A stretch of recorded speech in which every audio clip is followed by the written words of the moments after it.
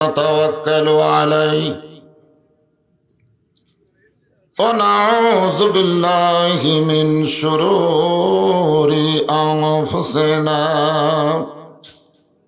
ومن سيئات أعمالنا من يهدي الله فلا مضل له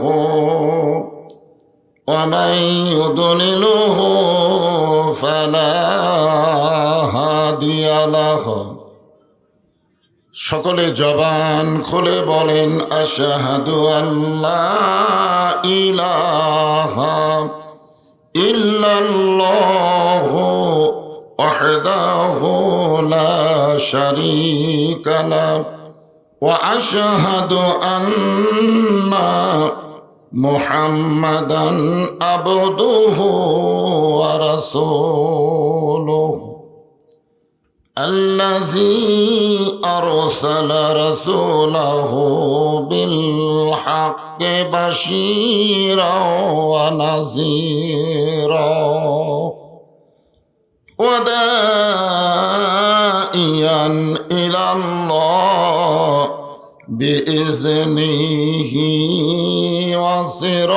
وسراجا منيرا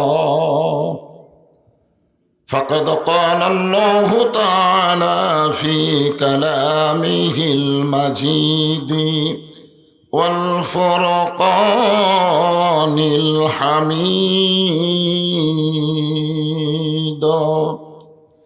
জবান খুলে সকলে পড়েন আউযু বিল্লাহি মিনাশ শাইতানির রাজিম বিসমিল্লাহির রহমানির রহিম فليعبدوا رب هذا البيت الذي أطعمهم من جوع وآمنهم من خوف إن الله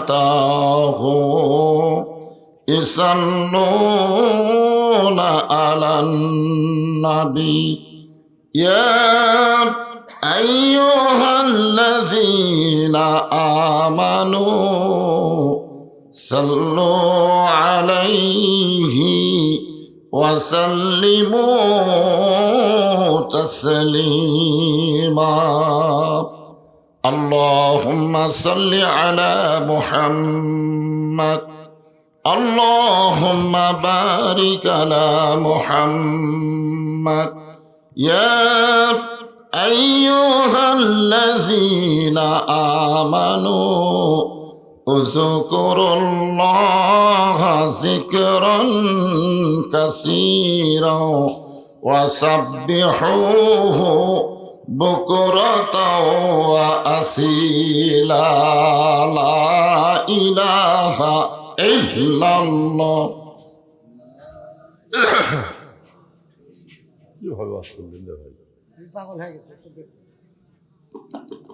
কোনটার সাউন্ড হয় লা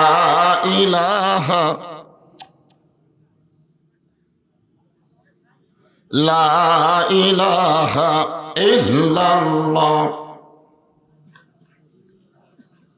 আপনারা সকলে জিকির করতেছেন না আফজালুজ জিকির সবচাইতে উত্তম জিকির হলো লা ইলাহা ইল্লাল্লাহ আল্লাহ রাসূল বলেছেন কোন ব্যক্তি সারা জীবন যদি পাপ করে আর মৃত্যুর সময় এই কলেমা যদি জবানে জারি রাখতে পারে শুধু কলেমা জবানে জারি রাখার কারণে আল্লাহ তার জীবনের সব গুনাহ মাফ করে দেয় তাহলে কি মনে করতেছেন এর তুই আমি জিকির বাবা আদম আলাইহিস সালাম থেকে আমাদের নবী পর্যন্ত সমস্ত নবীরা এই কলেমার জিকির করে কাফেরদের সামনে দাওয়াত দিয়েছে তৌহিদের বাণী সকলে বলেন লা ইলাহা ইল্লাল্লাহ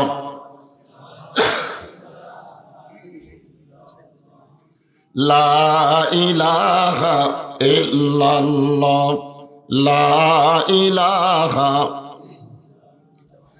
চাঁদ সূরজার গ্রহ তারা, আল্লাহ নামের পাগল পারা। চাঁদ সূরজার গ্রহ তারা, আল্লাহ নামের পাগল পারা। আমার আল্লাহ নামের এতই দয়া, আল্লাহ নামের এতই মায়া, লুকিয়ে রাখছেন হে আল্লাহ জোরে লা ইলাহা ইল্লাল্লাহ, লা ইলাহা ইল্লাল্লাহ, লা ইলাহা ইল্লাল্লাহ, লা ইলাহা। যার দিলে আছে আমার আল্লাহর ভয়। কার ভয়? অন্য কারো ভয় আছে নাকি? 15.5 বছর কার ভয়? আমাদের মতন বক্তারাও ভয়ের ঠেলায় হক কথা ঠিক মতো বলতে পারিনি, ঠিক কিনা বলেন? যার মনে আছে আল্লাহর ভয়, আল্লাহ আল্লাহ সব সময়। আহার নিদ্রা ভালো লাগে না, এই দুনিয়া ভালো লাগে না, ভালো লাগে শুধু আল্লাহ জোরে লা ইলাহা ইল্লাল্লাহ, লা ইলাহা ইল্লাল্লাহ মুহাম্মাদুর রাসূলুল্লাহ।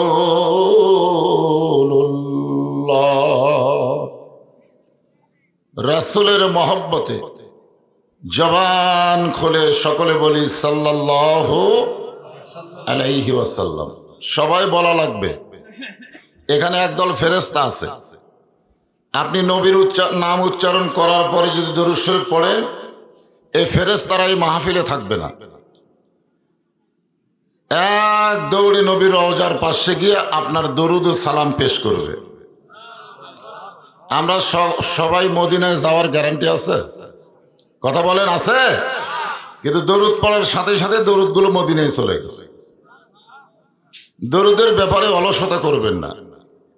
আল্লাহ রাসূল বলেছেন, ইন্নী লাকিতু জিবরিলা ফাবাশশারনি ফাকালা কাল আল্লাহু তাআলা মান সাল্লা আলাইহি সাল্লাইতু ওয়া মান সাল্লামা আলাইহি সাল্লামতু ফাসাজাদতু লিল্লাহি শুকরা। রাওয়াহুল বাইহাকি ওয়াদ দারিমি। এই হাদিসকে বলা হয় হাদিসে কুদসি। সাধারণত হাদিস 4 প্রকার। জোরে বলেন কয় প্রকার? একটা হলো হাদিসে কওলি, যেটা সরাসরি আল্লাহর নবী বলেছেন। একটা হলো হাদিসে ফেলি, যেটা রাসূল বলেনি কিন্তু আমল করেছেন।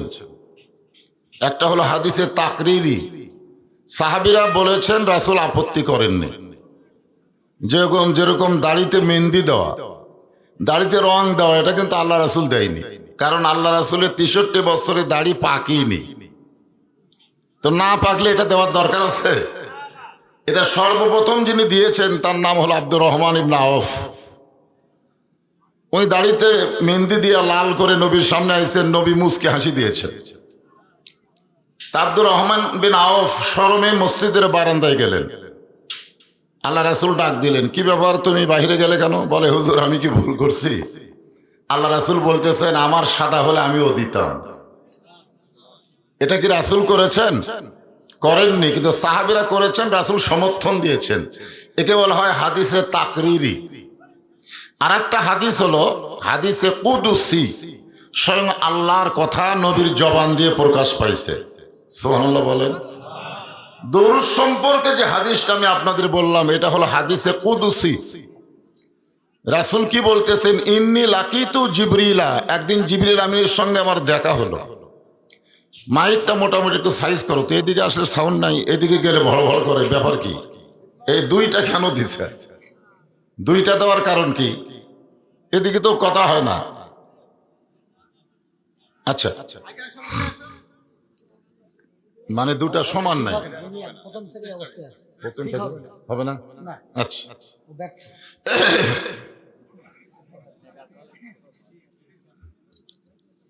হ্যাঁ, আমি যেটা বলতেছি হাদিসে মুখস্থ রাখবেন। হাদিসে কুদসি, কুদসি হাদিসের ভাষ্যকার আল্লাহ। জোরে বলেন কে? নবীর জবান দিয়া প্রকাশ পাইছে। হাদিসের সাইজটাই দেখুন। আল্লাহ রাসূল বলতেছেন, ইন্নী লাকিতু জিবরিলা, ফেরেশতা জিবরাইলের সঙ্গে আমার সাক্ষাৎ হলো। সর্বসাকুল্যে ফেরেশতা জিবরাইল আল্লাহর নবীর সঙ্গে 24,000 বার সাক্ষাৎ করেছে। বলেন সুবহানাল্লাহ। ফেরেশতা জিবরাইল বললেন, মান সাল্লা আলাইহি সাল্লাইতু, কাল আল্লাহু তাআলা, আল্লাহ তাআলা বলেছেন। কে বলছেন? কাল আল্লাহু তাআলা, আল্লাহ তাআলা বলেছেন, মান সাল্লা আলাইহি সাল্লাইতু, যে আপনার প্রতি দরুদ শরীফ পড়বে আল্লাহ তাকে রহমত বর্ষণ করবেন। তাহলে আপনি দরুদ পড়লে রহমত বর্ষণ করবে কে? আল্লাহ। আমান সাল্লাম আলাইহি সাল্লামতু, যে আপনাকে সালাম দিবে আল্লাহ তাআলা তার প্রতি অবারিত রহমত বর্ষণ করে তাকে মাফ করে দিবে। বলেন সুবহানাল্লাহ।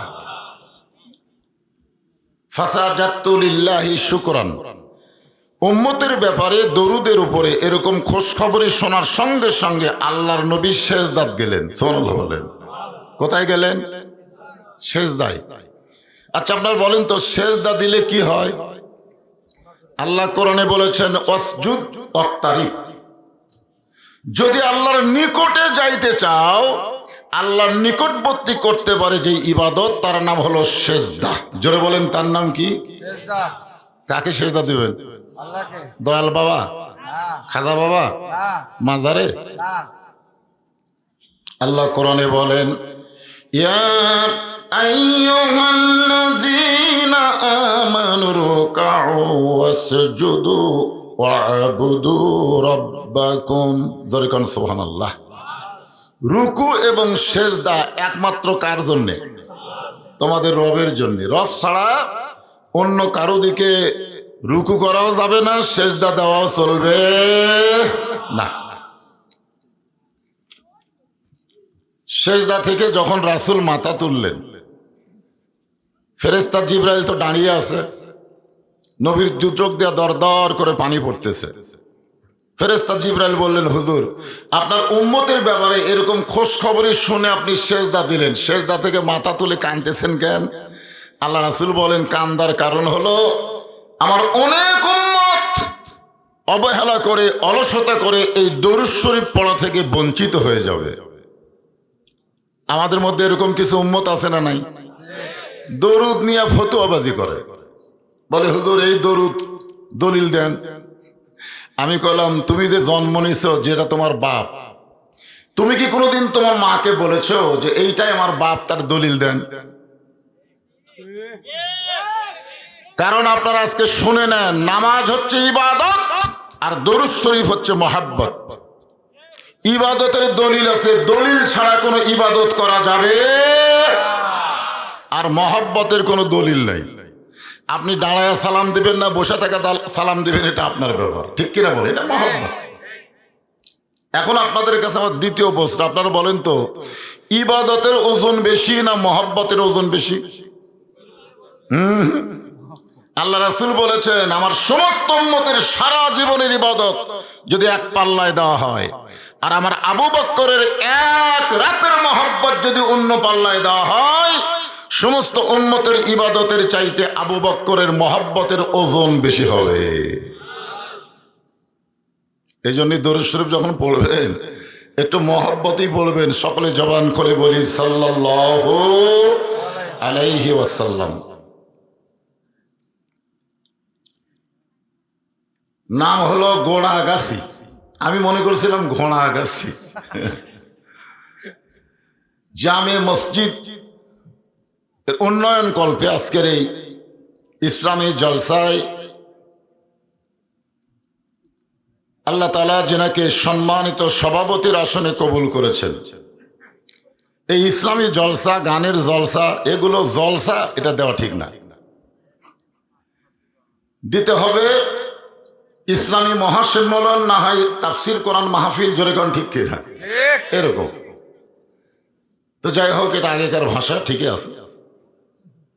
আজকের এই মাহফিলের সম্মানিত যিনি সভাপতি তিনিও আসেন নাই, আজকের মাহফিলের যিনি প্রধান অতিথি তিনিও আসেন নাই, দুইজনই অনুপস্থিত।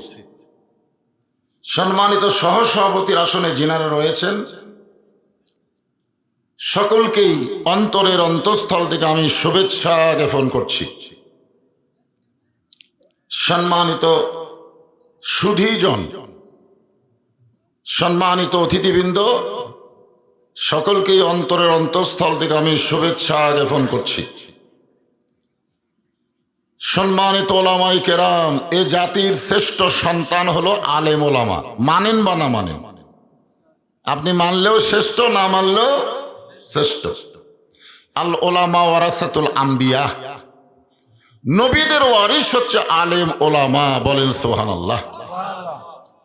আল্লাহ কোরআনে বলেন, ইন্নামা ইয়াখশাল্লাহ মিন ইবাদিহিল ওলামা। এটা কার কথা? আল্লাহ বলেছেন, বান্দা সমূহের ভিতরে আলেম বান্দারাই আল্লাহকে বেশি ভয় করে। আর যারা বেশি ভয় করে তাদের সম্মান কম না বেশি? ইন্না আকরামাকুম ইনদাল্লাহি আতকাকুম। ওই ব্যক্তির সবচাইতে সম্মানী দামি হয় যার কলিজার ভিতরে আল্লাহর বেশি ভয়।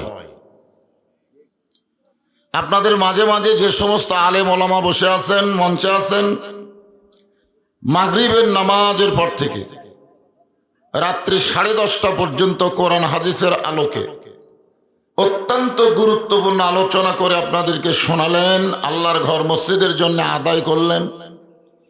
আলেম ওলামা সহ আজকের মাহফিলের বক্তাগণকে অন্তরের অন্তঃস্থল থেকে আমি শুভেচ্ছা জ্ঞাপন করছি।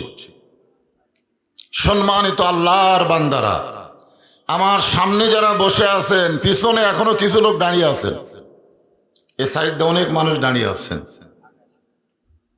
আমরা যখন কারোর সঙ্গে কোনো গল্প করতে চাই, গল্পটা যদি বেশি সময় হয় তখন কি বলি? চলো বসি, চলো বসি।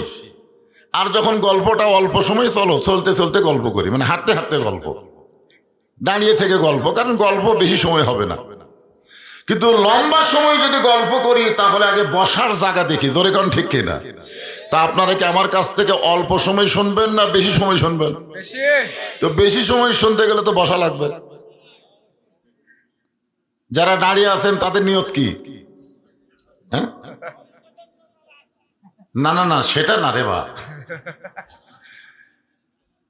ও জায়গা হচ্ছে না, সেটা বলেন যে জায়গা হচ্ছে না। এমন দেশে জন্ম নিলেন যে দেশ গোটা পৃথিবীর মধ্যে সবচাইতে ঘনবসতি, তারপরও 12 লক্ষ রোহিঙ্গা মুসলমানকে জায়গা দিছে বাংলাদেশি। জোরে খান কথা ঠিক কিনা?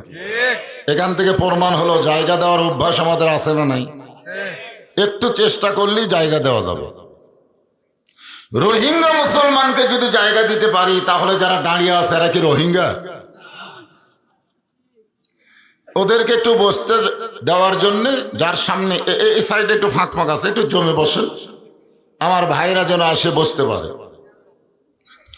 যারা বসে আছেন এবং দাঁড়িয়ে আছেন সকলকেই অন্তরের অন্তঃস্থল থেকে আমি শুভেচ্ছা জ্ঞাপন করছি। সম্মানিত মা বোনেরা, পর্দার অন্তরালে বসে বসে যারা আলোচনা শুনতেছেন তাদেরকে শ্রদ্ধা জ্ঞাপন করে এই মুহূর্তে জানতে চাচ্ছি আপনারা সকলে কেমন আছেন? আলহামদুলিল্লাহ ভালো। জি আলহামদুলিল্লাহ। যে আল্লাহ তাআলা শারীরিক সুস্থতা দান করে মানসিক প্রশান্তি লাভের জন্য আজকের এই জান্নাতের বাগানে কবুল করলেন, আমরা সে আল্লাহর ওপর খুশি না বেজার? খুশি। তাহলে সমস্বরে সকলে বলবো, রব্বানা লাকাল হামদ রব্বানা লাকাল হামদ হামদান কাসীরান তাইয়িবান মুবারাকান ফীহি। আমরা আল্লাহর দরবারে প্রশংসা করলাম, যে প্রশংসা করার মতো একটা দলে একটা জাতির মধ্যে আল্লাহ আমাদেরকে কবুল করেছেন, সেই জাতির নাম হলো ইসলাম। আমরা হয়ে গেছি মুসলমান। আমাদের একজন জাতির পিতা ছিলেন যিনি আমাদের নাম রেখেছেন। আল্লাহ কোরআনে বলেন, মিল্লাতা আবিকুম ইব্রাহিম ওয়া সাম্মাকুমুল মুসলিমিন। আমাদের জাতির পিতার নাম কি? ইব্রাহিম। সকলে বলেন, ইব্রাহিম। হুয়া সাম্মাকুমুল মুসলিমিন। হুয়ার ফাইল দুইজন, আল্লাহ অথবা ইব্রাহিম। আমাদের নাম রেখেছে মুসলমান। খুশি না বেজার? খুশি। মুসলমানের ঘরে জন্ম নেওয়ার কারণেই তো আমরা আলহামদুলিল্লাহ বলতে পারলাম। হিন্দুর ঘরে জন্ম নিয়ে কেউ আলহামদুলিল্লাহ কয়? আপনার এলাকার কোনো হিন্দুকে আলহামদুলিল্লাহ কইতে দেখছেন? হ্যাঁ। কোন হিন্দু সুবহানাল্লাহ কয়? জি না। আল্লাহু আকবার তাকবীর দেয় না। তো এইগুলো আমরা দিতে পারি মুসলমানের ঘরে জন্ম নেওয়ার কারণে। যে আল্লাহ আমাদেরকে খুশি হয়ে মুসলমানের ঘরে কবুল করলেন, আমরা সে আল্লাহর উপর খুশি না বেজার? খুশি। তাহলে আর একবার বলি আলহামদুলিল্লাহ। আলহামদুলিল্লাহ। আছেন আমার মুক্তার, আছেন আমার ব্যারিস্টার, সেই বিচারের হাইকোর্টেতে তিনি আমায় করবেন পার। আমি পাপী, তিনি জামিনদার। আমি কি পাপী। আর তিনি? জামিনদার। এ তিনি কে? আল্লাহ। আল্লাহ। আল্লাহ জামিন দিবে। আপনারা গান খেয়াল করেননি? আছেন আমার মুক্তার, আছেন আমার ব্যারিস্টার, মানে আমাদের কিন্তু উকিল ব্যারিস্টার আছে। আল্লাহ যখন হাকিম হয়ে আমাদেরকে আসামি বানায় বিচার শুরু করবেন, অন্য নবীর উম্মতের জন্য বলার কেউ থাকবে না। কারণ প্রত্যেকটা নবীরাই খালি ইয়া নফসি ইয়া নফসি ইয়া নফসি করবে, আমার কি হবে, আমার কি হবে। আর ভাগ্যগুণে আমরা এমন একজন নবী পেয়েছি যে নিজের চিন্তা কোনো সময় করে না, সব সময় চিন্তা করে আমার উম্মতের কি হবে। ভাগ্যগুণে আমরা সেই নবীর উম্মত। খুশি না বেজার? খুশি। তাহলে আর একবার বলি আলহামদুলিল্লাহ। আলহামদুলিল্লাহ। আপনার যে পবিত্র কোরআন থেকে তাফসির শুনবেন, আলোচনা শুনবেন, একটা সূরার শেষের অংশ আপনাদের সামনে আমি তেলাওয়াত করেছি। ফালিয়াবুদু রাব্বা হাযাল বাইত আল্লাযী আত'আমাহুম মিন জু'ইন ওয়া আমানাহুম মিন খাউফ। এটা সূরা কুরাইশ, হ্যাঁ, শেষের দিকে 3টা আয়াত আপনাদের সামনে আলোচনা করা হবে। খুব খেয়াল করবেন, এখানে আল্লাহ বলতেছেন ফালিয়াবুদু রাব্বা হাযাল বাইত। এই ঘরের মালিকের যিনি ইবাদত করবেন, যিনি গোলামি করবেন, তার জন্য সাথে সাথে 2টা খোঁজ খবরই দেওয়া হবে। একটা হলো আল্লাযী আত'আমাহুম মিন জু', রিজিকের ব্যাপারে তার কোনো পেরেশানি থাকবে না, সমস্ত রিজিকের দায়িত্ব আল্লাহ নিয়ে নেবেন। সুবহানাল্লাহ।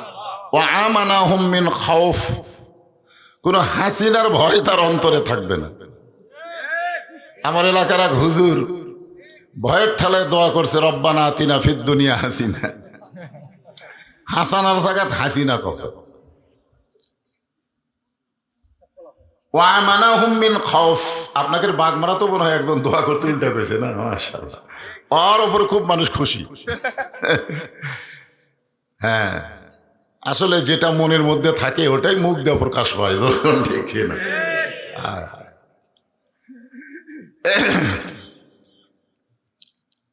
আমি আপনাদেরকে এই আয়াতগুলো বোঝানোর জন্যে 10 জন সাহাবীর নাম বলবো।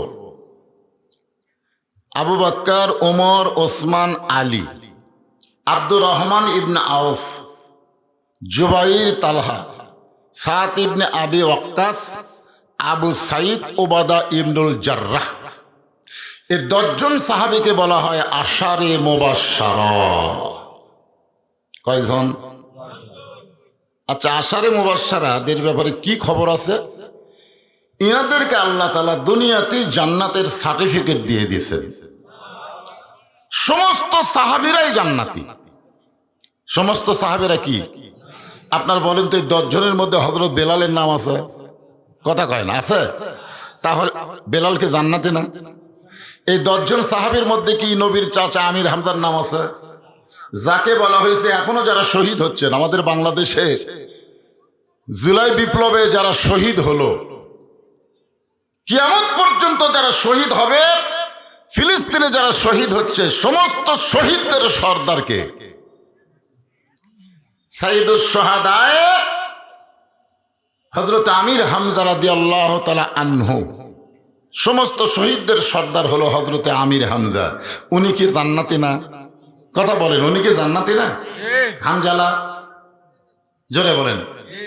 এক কথা, রাদিয়াল্লাহু আনহুম ওয়ারাদু আন যালিকা লিমান খাশিয়া রাব্বাহ, যাদের নামের পিছনে আমরা রাদিয়াল্লাহু তাআলা আনহু বলি, বিনা হিসাবে আল্লাহ তাদের জান্নাত দিয়ে দিবে। এদিকে কি মেয়ে মানুষ আছে নাকি? আমার মা বোনদের জন্য বলবো, এত রাত্রে আপনি কথা বলেন, আমরা শুনতে পাই। পরপুরুষের কথা শুনলে পর্দার খেলাফ হয়? কথা কয় না। মেয়েদের কথা যদি কোনো পরপুরুষ শুনতে পায়, পর্দার খেলাফ হয়? জোরে বলেন। আপনাদের এলাকায় মেয়েরা কি ঝগড়া করে? করে। এক পাড়ায় ঝগড়া করে, আর এক পাড়া থেকে শোনা যায়। আপনারা সত্যি করে বলেন তো, যে পুরুষের বউ ঝগড়া করে ওই পুরুষ কি জান্নাতি? কেন জান্নাতি না? আল্লাহ রাসূল বলেছেন, আদ-দায়ুসু লা ইয়াদখুলুল জান্নাহ, লা ইয়াদখুল লা ইনফিজেন্স, কখনোই দাউস জান্নাতে যাবে না, কখনোই যাবে না। সাহাবারা বললেন, দাউস কোন নারী? আল্লাহ নবী বললেন, নারী না রে, দাউস হলো সকল পুরুষ মানুষ যাদের অধীনে নারীরা পর্দা করে না। এখন আপনার অধীনে যে মেয়েগুলো আছে তাদেরকে পর্দা করার দায়িত্ব আপনাকে নেওয়ার দরকার আছে না নাই? জোরে কান আছে না নাই? আপনি যদি ভালো পুরুষ হন, আপনার বউ কথা বলবে, পরপুরুষ শুনবে, কিন্তু আপনি তো ভালো না, ভেজাল।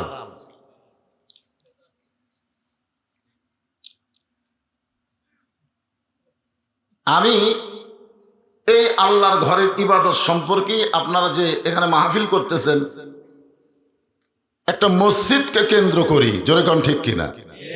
আপনারা সকলে এক বাক্যে বলবেন, মসজিদ কার ঘর? আল্লাহ। জোরে বলেন। আল্লাহ। কোরআন শরীফ কার? এখন বর্তমানে মানুষের আইন দেয়া বাংলাদেশ চলে বলে মসজিদের জন্য ভিক্ষা করা লাগে। যেদিন আল্লাহর কোরআন দিয়ে বাংলাদেশ চলবে, বাংলাদেশের সরকার নামাজ কায়েমের বিল পাস করার পরে প্রত্যেকটা এলাকায় একটা মসজিদ করে দেওয়া লাগবে। জোরেগণ ঠিক কিনা? আপনি জানেন, আগামীতে যদি কোরআনের শাসন চালু হয়, যাকে ক্ষমতার চেয়ার দেওয়া হবে, ক্ষমতার মালিককে আল্লাহ। কোনো মানুষ কিন্তু ক্ষমতার মালিক না। আমরা দীর্ঘ 15 বছর শিরক করেছি আল্লাহর ক্ষমতার সাথে। আমরা বলেছি আওয়ামী লীগ ক্ষমতায় আছে, আওয়ামী লীগ ক্ষমতায়, আওয়ামী লীগ ক্ষমতায় আছে। তাহলে আওয়ামী লীগ ক্ষমতায় থাকলে পলালো কেন? এতদিন যে আপনারা বলেছেন আগামীতে ক্ষমতায় কে যাবে, এ শাস্ত্রালে বসে কিন্তু এই গল্প হয়। তখন বলতেছে বিএনপি, তখন একজন বলতেছে ফখরুল ইসলাম আলমগীর, যে পাগলামি শুরু করছে, যারে তারে মারতেছে। তোর এখন ঠিক কিনা? এটা কি আগেকার দিন আছে ভাই? সব কিছু ক্যামেরা বন্দী হয়ে মানুষের সামনে তুলে ধরে। তোর এখন ঠিক কিনা? বর্তমানে শহীদ জিয়ার বিএনপি, খালেদা জিয়ার বিএনপি আর নাই। বিএনপির সামনে বালু ট্রাক দিয়া ওই বিএনপি মরে গেছে। এখন যারা বিএনপি করতেছে অধিকাংশের মধ্যে নাস্তিকতার ভাব আছে। তা আমরা এরকম বলি যে আগামীতে ক্ষমতায় কে যাবে? আমরা বলবো ক্ষমতায় কেউ যাবে না, আল্লাহ যাকে নিয়ে যাবে সেই যাবে। জোরে কোন কথা ঠিক কিনা? কারণ ক্ষমতার মালিককে আরো জোরে জোরসে বলেন, তাবারাকাল্লাযী বিয়াদিহিল মুলকু ওয়া হুয়া আলা কুল্লি শাইইন কাদির। গোটা পৃথিবীর রাজত্ব, কর্তৃত্ব, মালিকানা কার হাতে? সমস্ত ক্ষমতার মালিককে। মাশাআল্লাহ। তুইজ্জু মান তাশা ওয়া তুযিল্লু মান। তাহলে ক্ষমতার চেয়ার যদি কোনো ভালো মানুষকে দেওয়া হয়, ওই ভালো মানুষ চেয়ারে বসার সাথে সাথেই প্রথম যে আইন করবে সে আইনটা হলো আল্লাযীনা ইম্মাক্কান্নাহুম ফিল আরদ আকামুস সালাত, নামাজ কায়েম করো। নামাজ কায়েমের বিল যদি একবার পাশ হয়ে যায় তখন সরকার কি রাস্তার নামাজ পড়াবে? এই জন্যে প্রত্যেকটা এলাকায় সরকারি খরচে ওই প্রাইমারি হাই স্কুল নির্মাণ করার আগে একটা মসজিদ নির্মাণ করা লাগবে। যেরকম ঠিক কিনা? আজকে দেখেন 4 তলা 3 তলা হাই স্কুল আছে না নাই? কলেজ আছে না নাই? মানুষের আইন চলে বলেই তো এগুলো আগে নির্মাণ হয়। আল্লাহর আইন চললে আগে আল্লাহর ঘর নির্মাণ হবে। কিন্তু যতদিন আল্লাহর আইন চালু না হবে ততদিন ভিক্ষা করা লাগবেই। নিজের ঘরে জানলা আছে, নিজের ঘরে দরজা আছে, আল্লাহর ঘরত নাই। আপনি কেমন মুসলমান? আপনার ঘুম ধরে কেমনে? আমার ঘরের জানলা আছে, দরজা আছে, আল্লাহর ঘরত নাই। আরে আমরা সেই মুসলমান। আসেন আজকে এই মসজিদকে লক্ষ্য রেখেই আমি আপনাদের সামনে আয়াতগুলোর আলোচনা করব। আরেকবার আমার আয়াতটা শোনেন, যদি পারেন পড়েন, না পারলে চুপ থেকে শুনলেও সব আছে। ওয়াইজা কুরিয়াল কোরআন ওয়া আনসিতু লাআল্লাকুম তুরহামুন। ফালিয়াবুদু রাব্ব হাযাল বাইত আল্লাযী আত'আমাহুম মিন জু'ইন ওয়া আমানাহুম মিন খাউফ। এখন আপনারা বলেন, এই ঘরের যিনি মালিক তার ইবাদত কোথায় করবেন? বাড়িতে না মসজিদে? আপনার কি আসলে মসজিদে 5 ওয়াক্ত পড়েন না খালি জুমার দিন?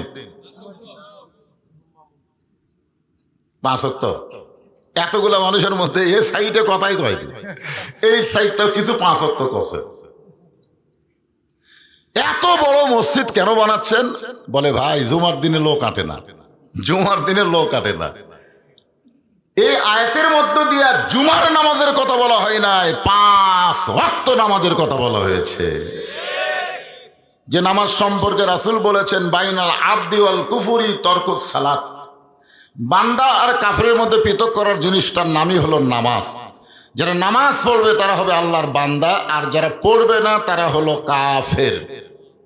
এটা কি আমার কথা না রাসূলের কথা? এটা কোন হাদিস? বুখারী শরীফের হাদিস। মান তারাকা সালাতু মুতাম্মিদান ফাকাত কাফারা। ইচ্ছা করে একটা ওয়াক্ত নামাজ যারা বাদ দিল আল্লাহর সঙ্গে তারা কুফরি করলো। সবচাইতে কঠিন হাদিস হলো লা সালাতা লা ঈমানা, যার নামাজ নাই তার ঈমানই নাই। কি বিপদ!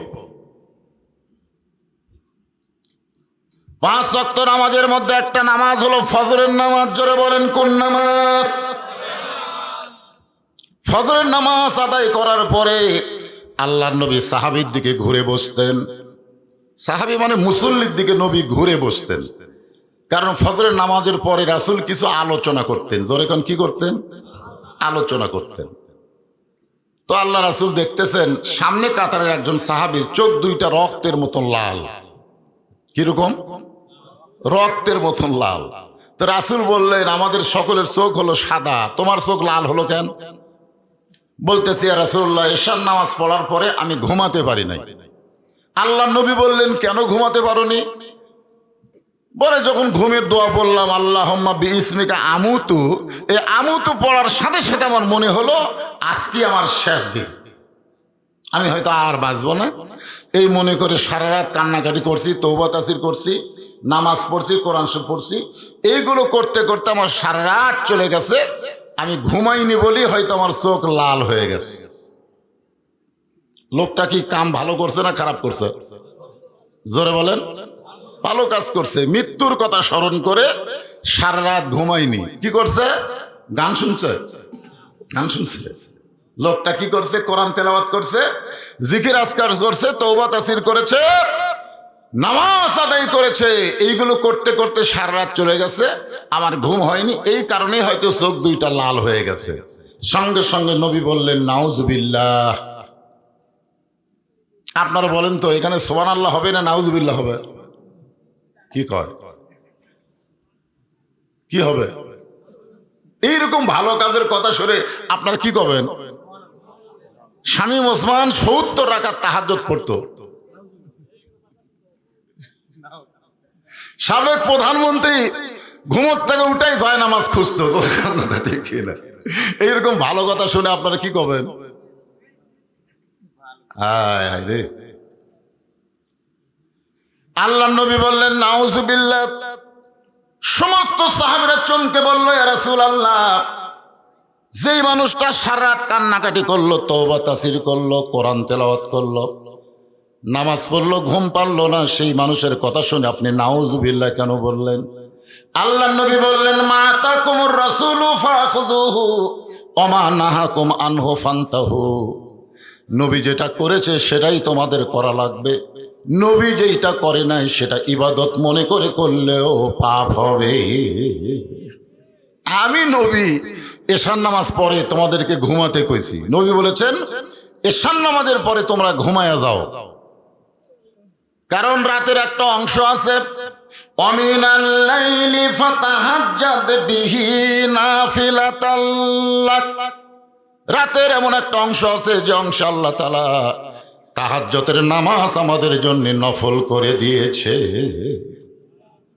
আমি বলেছি এশার পরে ঘুমায় যাও, আর তুমি কি করলা? সারা রাত কান্নাকাটি করলে। তোমার কি বউ নাই?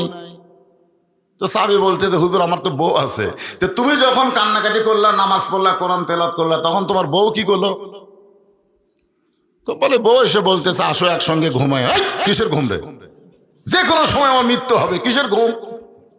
রাসূল বললেন আমি এশার নামাজ পড়ে গিয়া আমার আয়েশাকে বুকের মধ্যে নিয়ে ঘুমাই, আমার হাফসাকে বুকের মধ্যে নিয়ে ঘুমাই, সালমাকে বুকের মধ্যে নিয়ে ঘুমাই, আর তুমি তোমার বউ একলা রাখা তুমি নামাজ পড়ছো। এই নতুন ইসলাম তুমি কোথায় পাছো? এই ইসলাম তো আমি নবীর ইসলাম না, ইসলাম হলো তোমার বানানো ইসলাম। কথা বলেন, কথা বলেন। আজকে আমাদের বাংলাদেশে এরকম বানানো ইসলাম আছে না নাই? আমার দয়াল বাবার দরবারেতে কেউ ফিরে না খালি হাতে।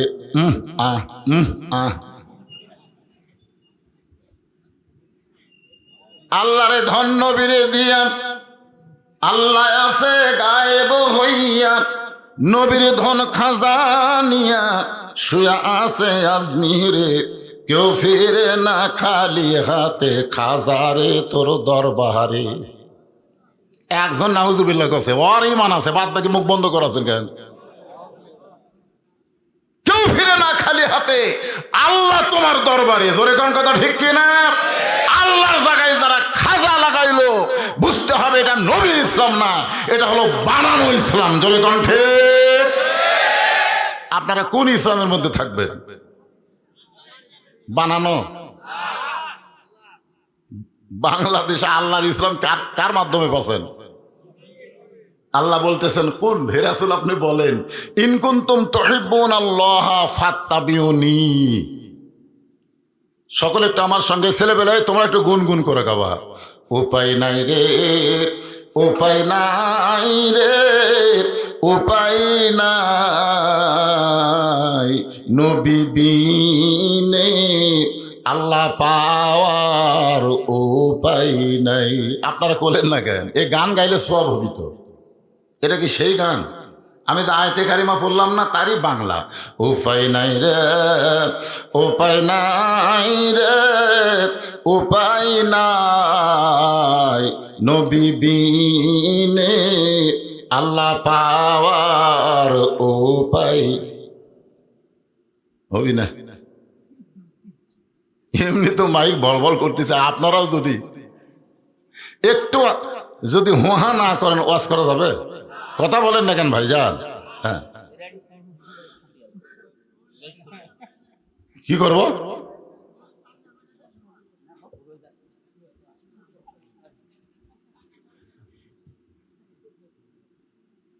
কি বিরক্ত?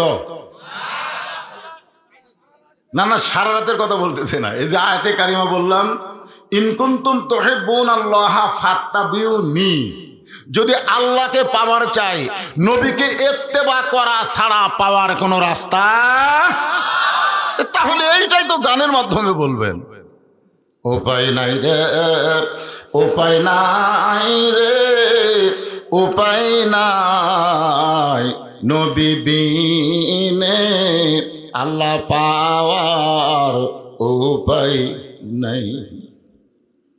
আল্লাহ নবী ফজরের নামাজ পড়ে সাহাবীর দিকে মুখ ঘুরে যখন বসলেন, এমন সময় 3 নম্বর সাহাবী, জোরে বলেন কয় নম্বর?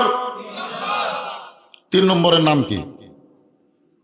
হ্যাঁ, এটা মুখস্থ রাখা লাগবে, এই জন্য আমি 10 জনের নাম বললাম, আবু বকর, ওমর, ওসমান। তাহলে 3 নম্বর তালিকায় কার নাম? আরো জোরে। ওসমান গনি সালাম দিয়ে বললেন, এ রাসূলুল্লাহ, আপনার একজন মহব্বতের সাহাবী, নাম হলো তার তালহা। তালহার সংখ্যার দিক দেওয়া হলো 7 নম্বর। জোরে বলেন কয় নম্বর? যে 10 জনকে জান্নাতের সার্টিফিকেট দেওয়া হয়েছে, তার মধ্যে 3 নম্বর হলো ওসমান আর 7 নম্বর হলো তালহা। ওসমান গনি বলতেছে, ইয়া রাসূলুল্লাহ, আপনার মহব্বতের সাহাবী তালহা ফজরের সালাম ফিরালেই বাড়ির দিকে দৌড় দেয়। আজকে কয়েকদিন হলো আমি দেখতেছি আপনি যেই মাত্র সালাম ফিরেন সঙ্গে সঙ্গে বাড়ির দিকে দৌড় দেয়। আপনি যে ফজরের পরে এত সুন্দর আলোচনা করেন, সে আলোচনা শোনা বাদ দিয়ে বাড়ির দিকে দৌড় দেয়। আপনাদের কাছে আমি প্রশ্ন করি, মসজিদ ভালো না বাড়ি ভালো? এ কথা কন না কেন? তাহলে জুমার নামাজের দিন এত তাড়াতাড়ি মসজিদ থেকে বের হয়ে কোথায় যান আপনারা? যখন আপনি মসজিদে ঢুকলেন তখন একটা দোয়া পড়েননি, আল্লাহুম্মা আফতাহ লি আবওয়াবা রহমাতিক? আপনি কার মধ্যে ঢুকলেন? এই আপনি দরজা দিয়ে কার মধ্যে ঢুকলেন? যেই ঘরের মধ্যে অবারিত রহমত আল্লাহর বর্ষণ হয়, সেই ঘরের মধ্যে আপনি ঢোকার পরে বার হওয়ার সময় এত ছটফট করেন কেন? পুরানা স্যান্ডেল থুয়ে নতুন পাঁচ দিয়ে চলে গেছে, মানে পাও দেওয়ার সময়ও খেয়াল করেনি কাঠটা পাও দিচ্ছে। রাস্তার মধ্যে ধরা পড়লে বলছে, ভাই বদল হসে, ভাই বদল হসে, ভাই কে বদলের একটা সিস্টেম নাই। তুই তো কোনোদিন নতুন থুইয়া পুরাতন পাওয়ার দিলি না, তার মানে বোঝা গেল ওই বদল করেনি, চুরি করিছে। তোর এখন কথা ঠিক কিনা? জুমার দিনে শেষে এসে আগে যারা মসজিদ থেকে বের হয়ে যায়, এরা আর যাই হোক নামাজি না, এরা হলো চোরের দল। জোরে বলেন কার দল? জোরে কন কার দল? আপনার বলেন তো জুমার দিনের ফরজ কি? জুমার দিনের ফরজ হলো ইযা নুদিয়া লিস-সালাতি মিন ইয়াউমিল জুমআ ফাসআউ ইলা যিকরিল্লাহ। জুমার আজান হওয়ার সঙ্গে সঙ্গে তড়িঘড়ি করে জোরে জোরে কার ঘরে যাওয়া লাগবে? আরো জোরে বলেন। আপনারা কখন আসেন? আপনারা যারা শেষে আসেন তারা যদি কিয়ামত পর্যন্ত হায়াত পান আর জুম্মার নামাজ পড়েন, একটা সওয়াব আপনারা পাবেন না। কারণ প্রত্যেক দিন আল্লাহর কোরআনের হুকুমকে আপনি অমান্য করতেছেন। জোরে কোন কথা কন না কেন? কথা বলা লাগবে তো। প্রত্যেক জুমার দিন আপনি আল্লাহর ফরজ হুকুম অমান্য করলেন। আল্লাহ বলতেছেন আজান শোনার সাথে সাথে ফাসাও, মানে জোরে জোরে সৈন্যের মতন হেঁটে হেঁটে চলে আসো, আর তুমি লায়ের তেল দেয় ধীরে ধীরে। কি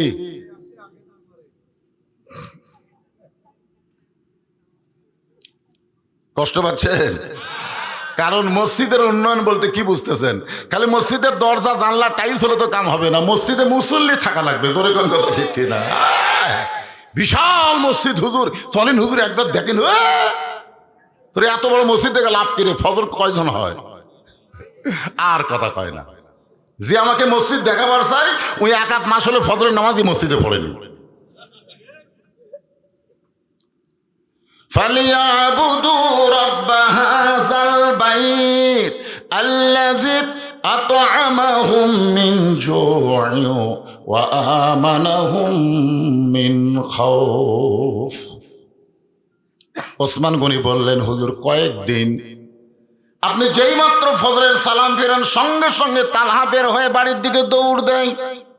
আমি প্রথম দিন দেখেছি কিছুই বলি নাই, আমি দ্বিতীয় দিন দেখেছি কিছুই বলি নাই, আজকে তৃতীয় দিন দেখে আপনার কাছে নালিশ জানাই। সঙ্গে সঙ্গে রাসূল বলেন, ওসমান তুমি আমার তালহার ব্যাপারে অভিযোগ করলেই আমি তোমার অভিযোগকে গ্রহণ করতে পারি না, আগে তদন্ত করে দেখা লাগবে তোমার কথা ঠিক কিনা। আপনারা বলেন তো, যিনি অভিযোগ করেছে তিনি কয় নম্বর? 3 নম্বর সাহাবী মিছা কথা কইছে। তারপরেও রাসূল বলতেছে তুমি অভিযোগ করলেই তোমার অভিযোগ গ্রহণ করা হবে না, আগে তদন্ত করে দেখা লাগবে তোমার অভিযোগ সঠিক কিনা। আজকে আমাদের বাংলাদেশে গত 15.5 বছর যাদের বিরুদ্ধে অভিযোগ করা হয়েছে, ফাঁসির সরকার কোনো তদন্ত করা ছাড়াই তাদেরকে জেলখানায় ঢুকাইছে। জোরে কোন কথা, ঠিক কথা বলেন? কোনো তদন্ত নাই। আমার বিরুদ্ধে অসংখ্য অভিযোগ, অসংখ্য অভিযোগ। 116 জনের তালিকা করা হয়েছে। 116 জন আলেমের তালিকার নাম শোনেন আপনারা? তার মধ্যে 18 নম্বর আমার নাম, 18 নম্বরে আমি আছি। বুঝেন? আমার এলাকার চোরেরা বলে, হুজুর আমরাই শান্তিতে আছি, আপনার এত কষ্ট। হুজুর আপনার এত কষ্ট। চোরেরা বলতেছে আমাদের বাড়ি বাদ দিয়ে পুলিশ আপনার বাড়ি ধরে, ব্যাপার কি? একটা চোরে আমাকে সান্ত্বনা দেয়, হুজুর এই বিপদ বেশি দিন থাকবি না হুজুর। চোর আমাকে সান্ত্বনা দিচ্ছে, পুলিশ হক খোঁজে না, হামাক খোঁজে। অভিযোগ কি? আমার বিরুদ্ধে অভিযোগ হলো আমি 2007 সালে ওয়াজ করেছি, চোরও যা পুলিশও তাই, চোর চুরি করে পুলিশ চাঁদা খায়। শোনেন না আপনারা? আমার শোনেন? আয় আয় পুলিশেরা খেপে আগুন হয়ে গেছে। কে রে? চোরও যা পুলিশও তাই। আপনারা বলেন তো, 2024 সালে ছাত্র জনতাকে পুলিশেরা গুলি করে হত্যা করেছে। 7 সালের ওয়াজ ঠিক না ভুল? ধরে বলেন ঠিক না ভুল? এ হাউন আঙ্কেল, হাউন আঙ্কেল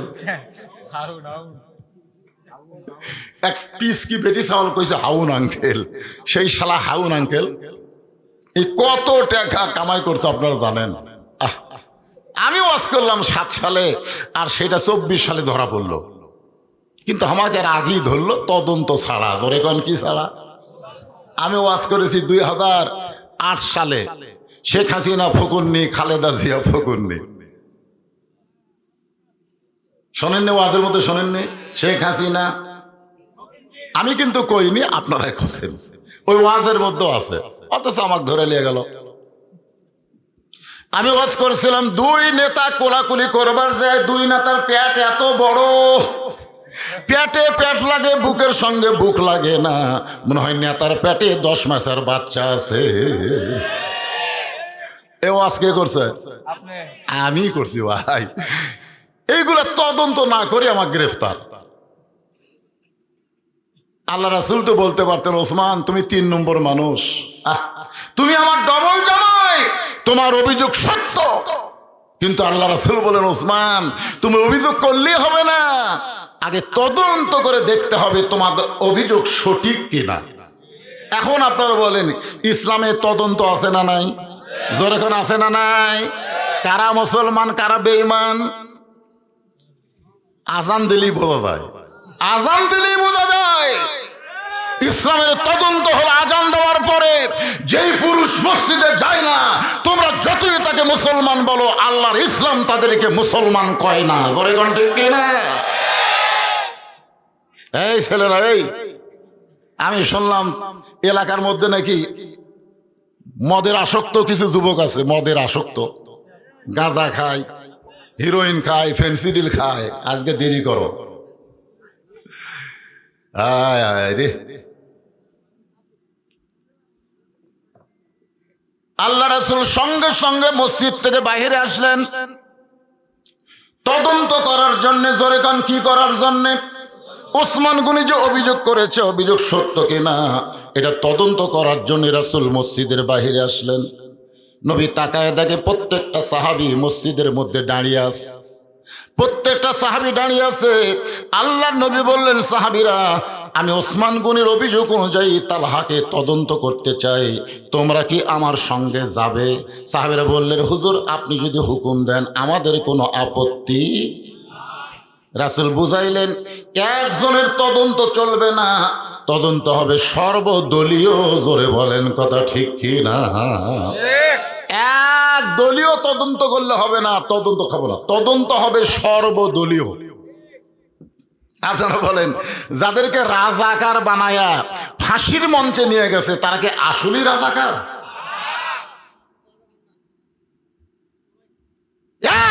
সবাই না করে আপনারা বলেন তো রাজাকার মানে কি? যদি মুক্তিযোদ্ধারা ঠকে যেত, যারা মুক্তিযুদ্ধ করেছে এরা যদি ঠকে যেত, যদি 5ই আগস্ট আমাদের ছাত্র জনতা ঠকে যেত, তাহলে এর কি অবস্থা কি হতো? কথা কন না কেন? হাসিনা পলাইছে দেখে এরা বীর হয়ে গেছে।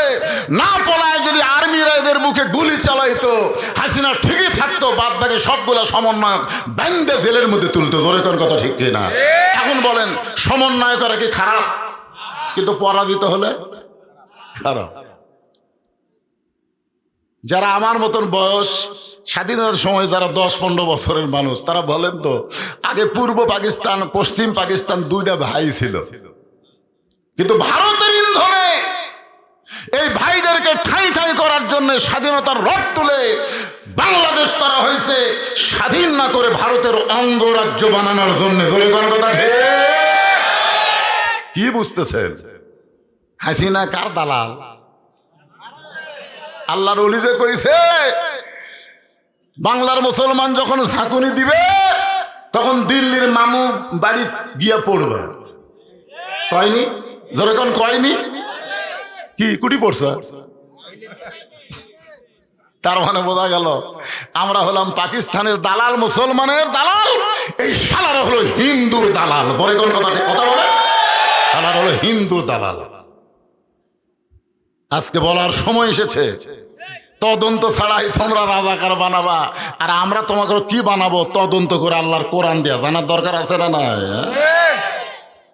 আয়াতটা খেয়াল রাখবেন, ফালিয়াবুদু রব্ব হাযাল বাইত আল্লাযী আত'আমাহুম মিন জু'ইন ওয়া আমানাহুম মিন খাউফ। দুই একজন কোন, বাদ বাকি কোন না। লিল্লাহি তাকবীর। বাংলাদেশের বড় বড় দলে আল্লাহ আকবার মিছিল হয় না। আপনারা বলেন তো আওয়ামী লীগের মিছিলে কোনোদিন আল্লাহ আকবার শুনছেন? বিএনপির মিছিলে কোনোদিন আল্লাহ আকবার শুনছেন? অথচ যখন জন্ম লিছে, জানোয়ার যখন জন্মিছে, ওর ডান কান্তে আজান, বাম কান্তে আকামত দেওয়া হয়েছে। জোরে কোন কথা ঠিক কি না?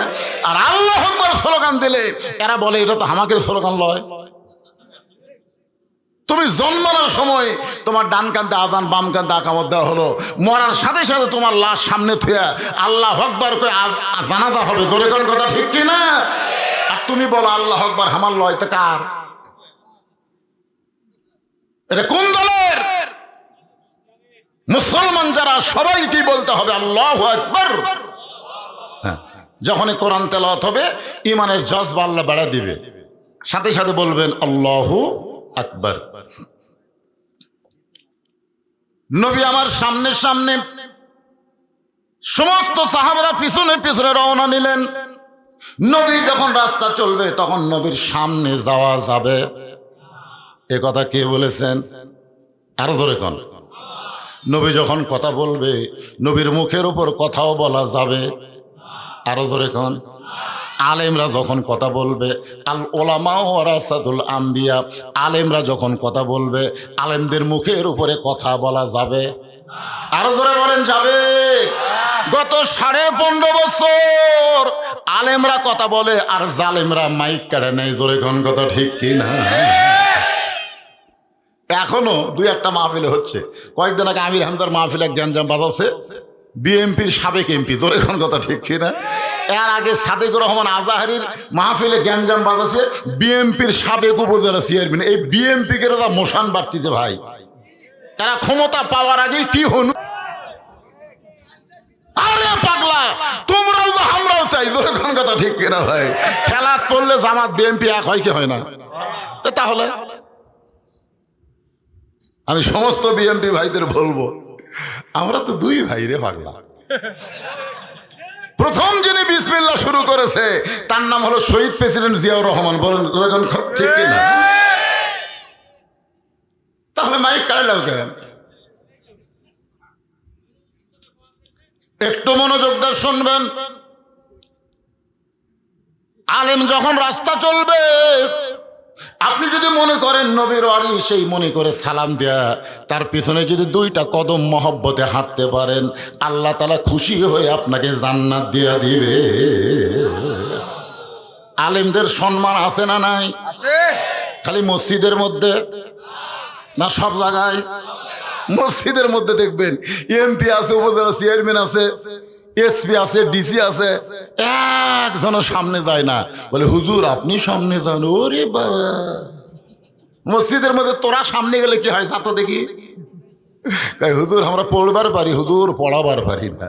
যারা পড়াবার পারে না তারা হলো ছাত্র, আর যিনি পড়ায় তিনি হলেন ওস্তাদ। জোরে কোন কথা ঠিক কিনা? কার দাম বেশি, ছাত্র না ওস্তাদের? তুমি ডিসি হও, এসপি হও, এমপি হও, তুমি ডাক্তার হও, লাইনে কাতার সোজা করো। আর হুজুর হুজুর আপনি সামনে যান হুজুর। আপনার বলেন তো, কোন এসপি যদি মনে করে হুজুর রুকু করার আগে আমি রুকু করবো, নামাজ হবে? হবে? যত এসপি হোক আল্লাহ কয় নট গিল্টি, চলবি না। হুজুরের পরে পরে যা, আগে যাওয়া চলবে না। একটু মনোযোগ দেন, পরে পরে যা, আগে যাওয়া চলবে। নবী যখন চলতেছে, প্রত্যেকটা সাহাবী পিছনে পিছনে হাঁটতেছে। তালহার বাড়ির দরজায় এসে নবী ব্রেক করলেন। যেই তালহা সালাম ফেরানোর সঙ্গে সঙ্গে বাড়ির দিকে দৌড় দেয়। এইটা তদন্ত করার জন্য আল্লাহর নবী তালহার বাড়ির দরজায় এসে ব্রেক করে সালাম দিলেন, আসসালামু আলাইকুম ইয়া আহলাল বাইত। আপনারাও সালাম দেবেন। যখন কারো বাড়িতে যাবেন সালাম দিবেন, যখন কবরের পার্শ্ব দিয়ে যাবেন সালাম দিবেন। আপনারা বলেন তো, কবরে যারা শায়িত আছে এরা কি উত্তর দিবার পারবে? তারপরে সালাম দেওয়ার বিধান আছে না নাই? আপনারা কি দেন? কি বলে দেন? আসসালামু আলাইকুম ইয়া আহলাল কুবুর। এই কবরের মধ্যে যারা আছে তাদের উপরে আল্লাহ রহমত বর্ষণ করো।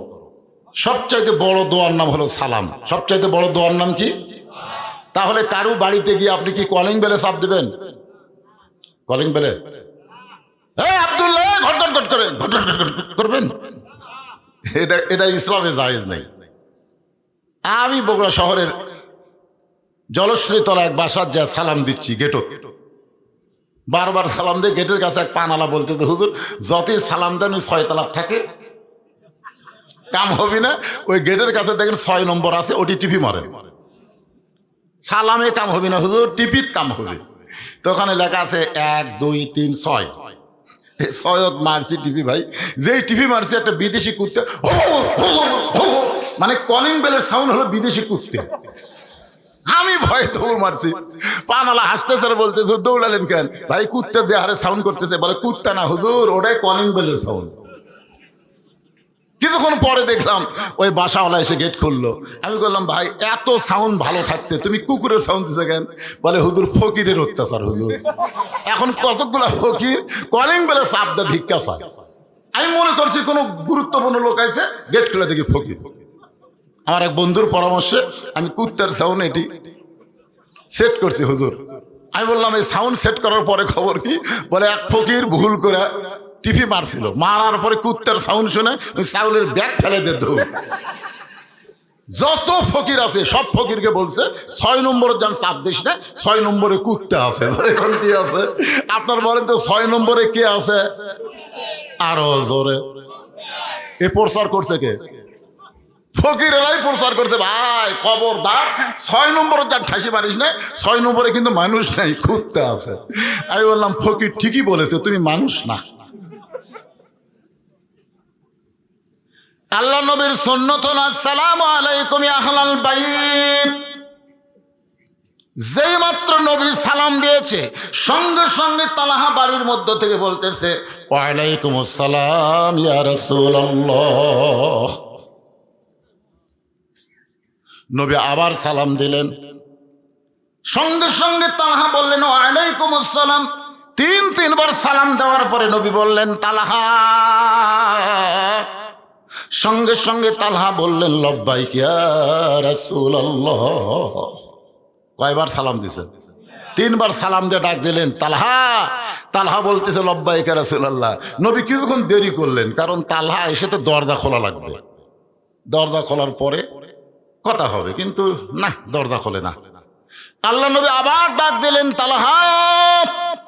তালহা বাড়ির মধ্য থেকে বলতেছে লব্বাইক ইয়া রাসূলুল্লাহ, কিন্তু তালহা দরজা খোলে না।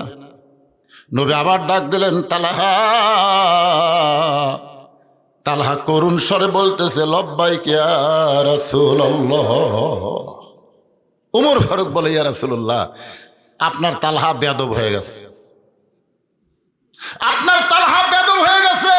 আপনি তিনবার সালাম দিলেন, তিনবার তালহা বলে ডাকলেন, এখন পর্যন্ত তালহা দরজা খোলে না, নিশ্চয়ই তালহা বেয়াদব হয়ে গেছে। আল্লাহ রাসূল বলেন ওমর, তদন্ত করতে এসেছো, তদন্ত করতে এসেছো, না জানাই কি করো না, মন্তব্য করো না। আগে জানো তারপরে মন্তব্য করো। তদন্ত করতে এসে তদন্ত না করে মন্তব্য করা যাবে? কেবল আমরা দরজাতে আসি, এখন পর্যন্ত বাড়িতে কি জন্য ফজর পড়া দৌড় দেয়, এটা না জানার আগে তো তদন্তের রিপোর্ট দেওয়া যাবে না। আগে জানা লাগবে। যেই বলছে ওমর, আমার তালহা ব্যাপারে এমন মন্তব্য করো না। হযরত ওমর যেমন ছিলেন গরম, তার চাইতে বেশি আবার ছিলেন নরম। ওমর ফারুকের জীবনে পড়ে দেখবেন, ওমর ফারুক কি সবসময় গরম? যেরকম সবসময় গরম, তিনি যেমন ছিলেন গরম, তার চাইতে বেশি আবার ছিলেন নরম। সঙ্গে সঙ্গে ওমর ফারুক চিন্তা করলো, যদি কোনো বেয়াদবি হয় দরকার নাই।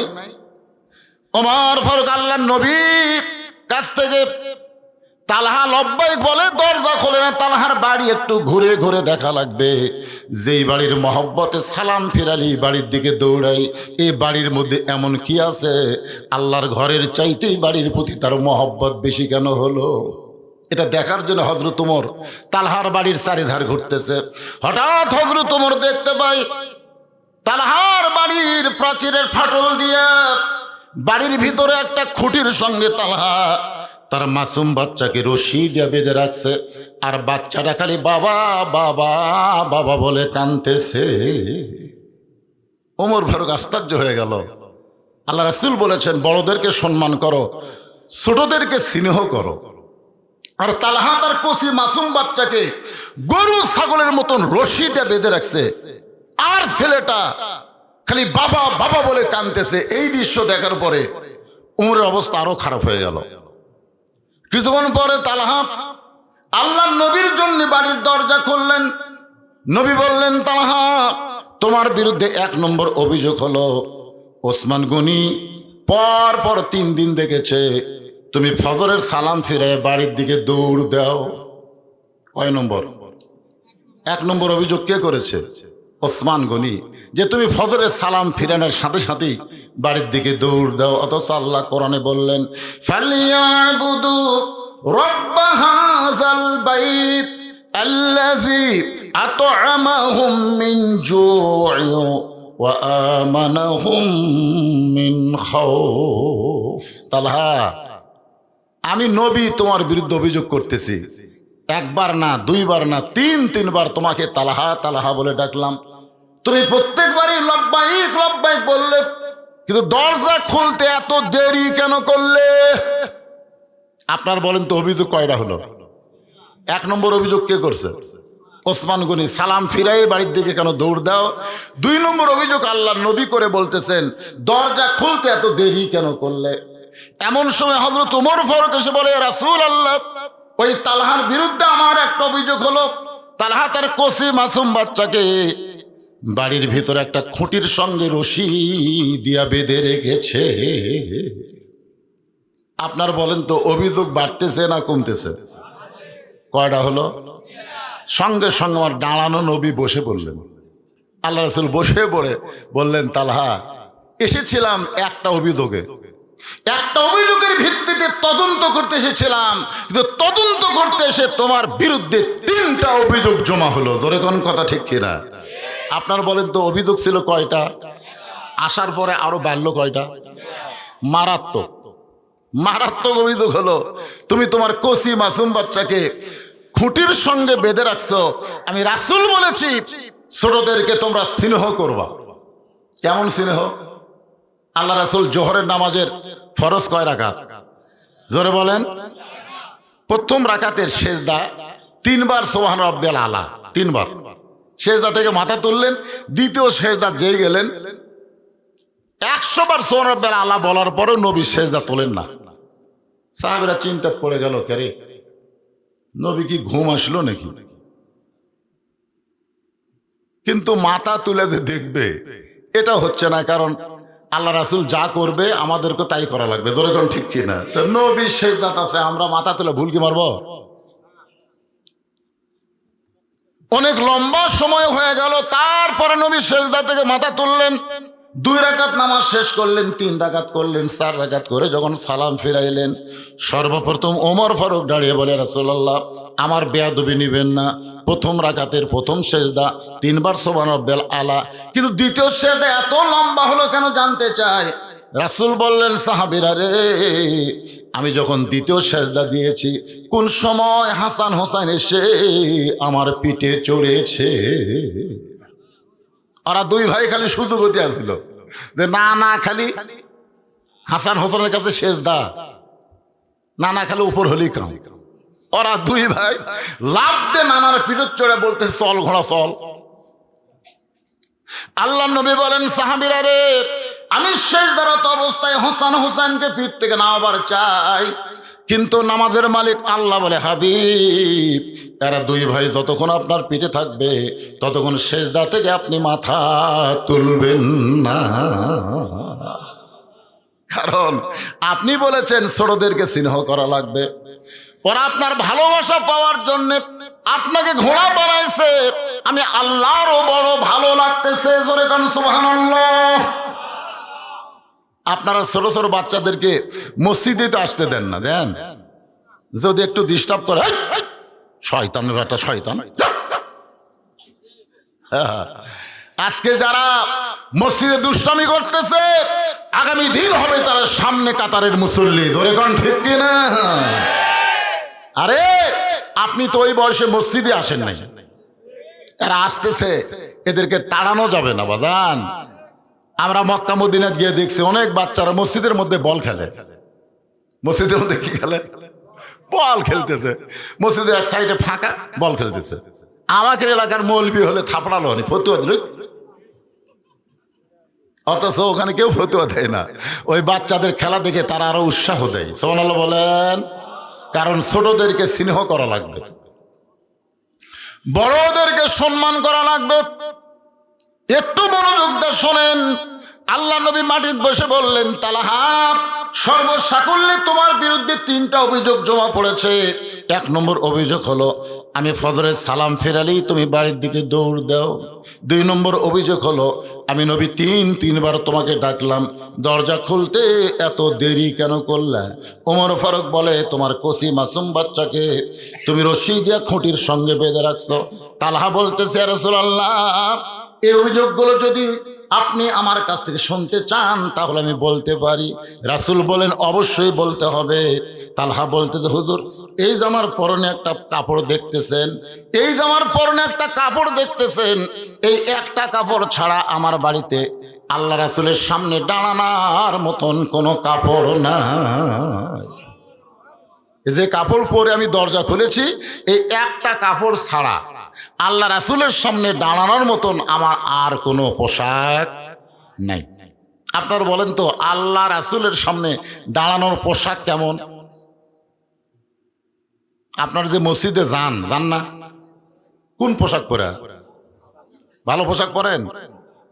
এমন লুঙ্গি পরছে ঠিক না বরাবর শার্ট, রুকুর থেকে সেজদাত গেছে, দ্বিতীয় কাতারের মুসল্লির কেবলাই পরিবর্তন হচ্ছে, কারণ সেজদাত যেই গেছে ও পিছনে যন্ত্রটা পিছন থেকে সে টোপলার মতন দেখে। এমন পোশাক পরবেন আপনার যদি লঙ্গির উপর একটা পাঞ্জাবি থাকতো, ওই পাঞ্জাবির অংশ আপনার পিছনটা ঢেকে দিত। জোরে কোন কথা, ঠিক কথা বলেন না কেন? হ্যাঁ, কি এমন এক গেঞ্জি গাওয়াতে ফুল প্যান্ট, স্কিন প্যান্ট নাম দিছে। রুকুর থেকে সেজদার কাছে পিছনে ট্যাবা হচ্ছে, ট্যাবা।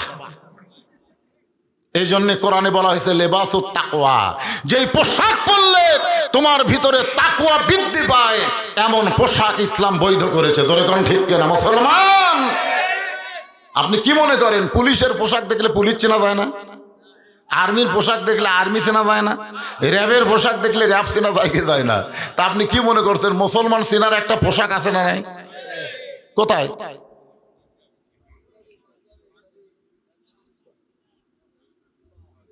কে বাজান এই গেঞ্জিওয়ালারা মন খারাপ করতেছ?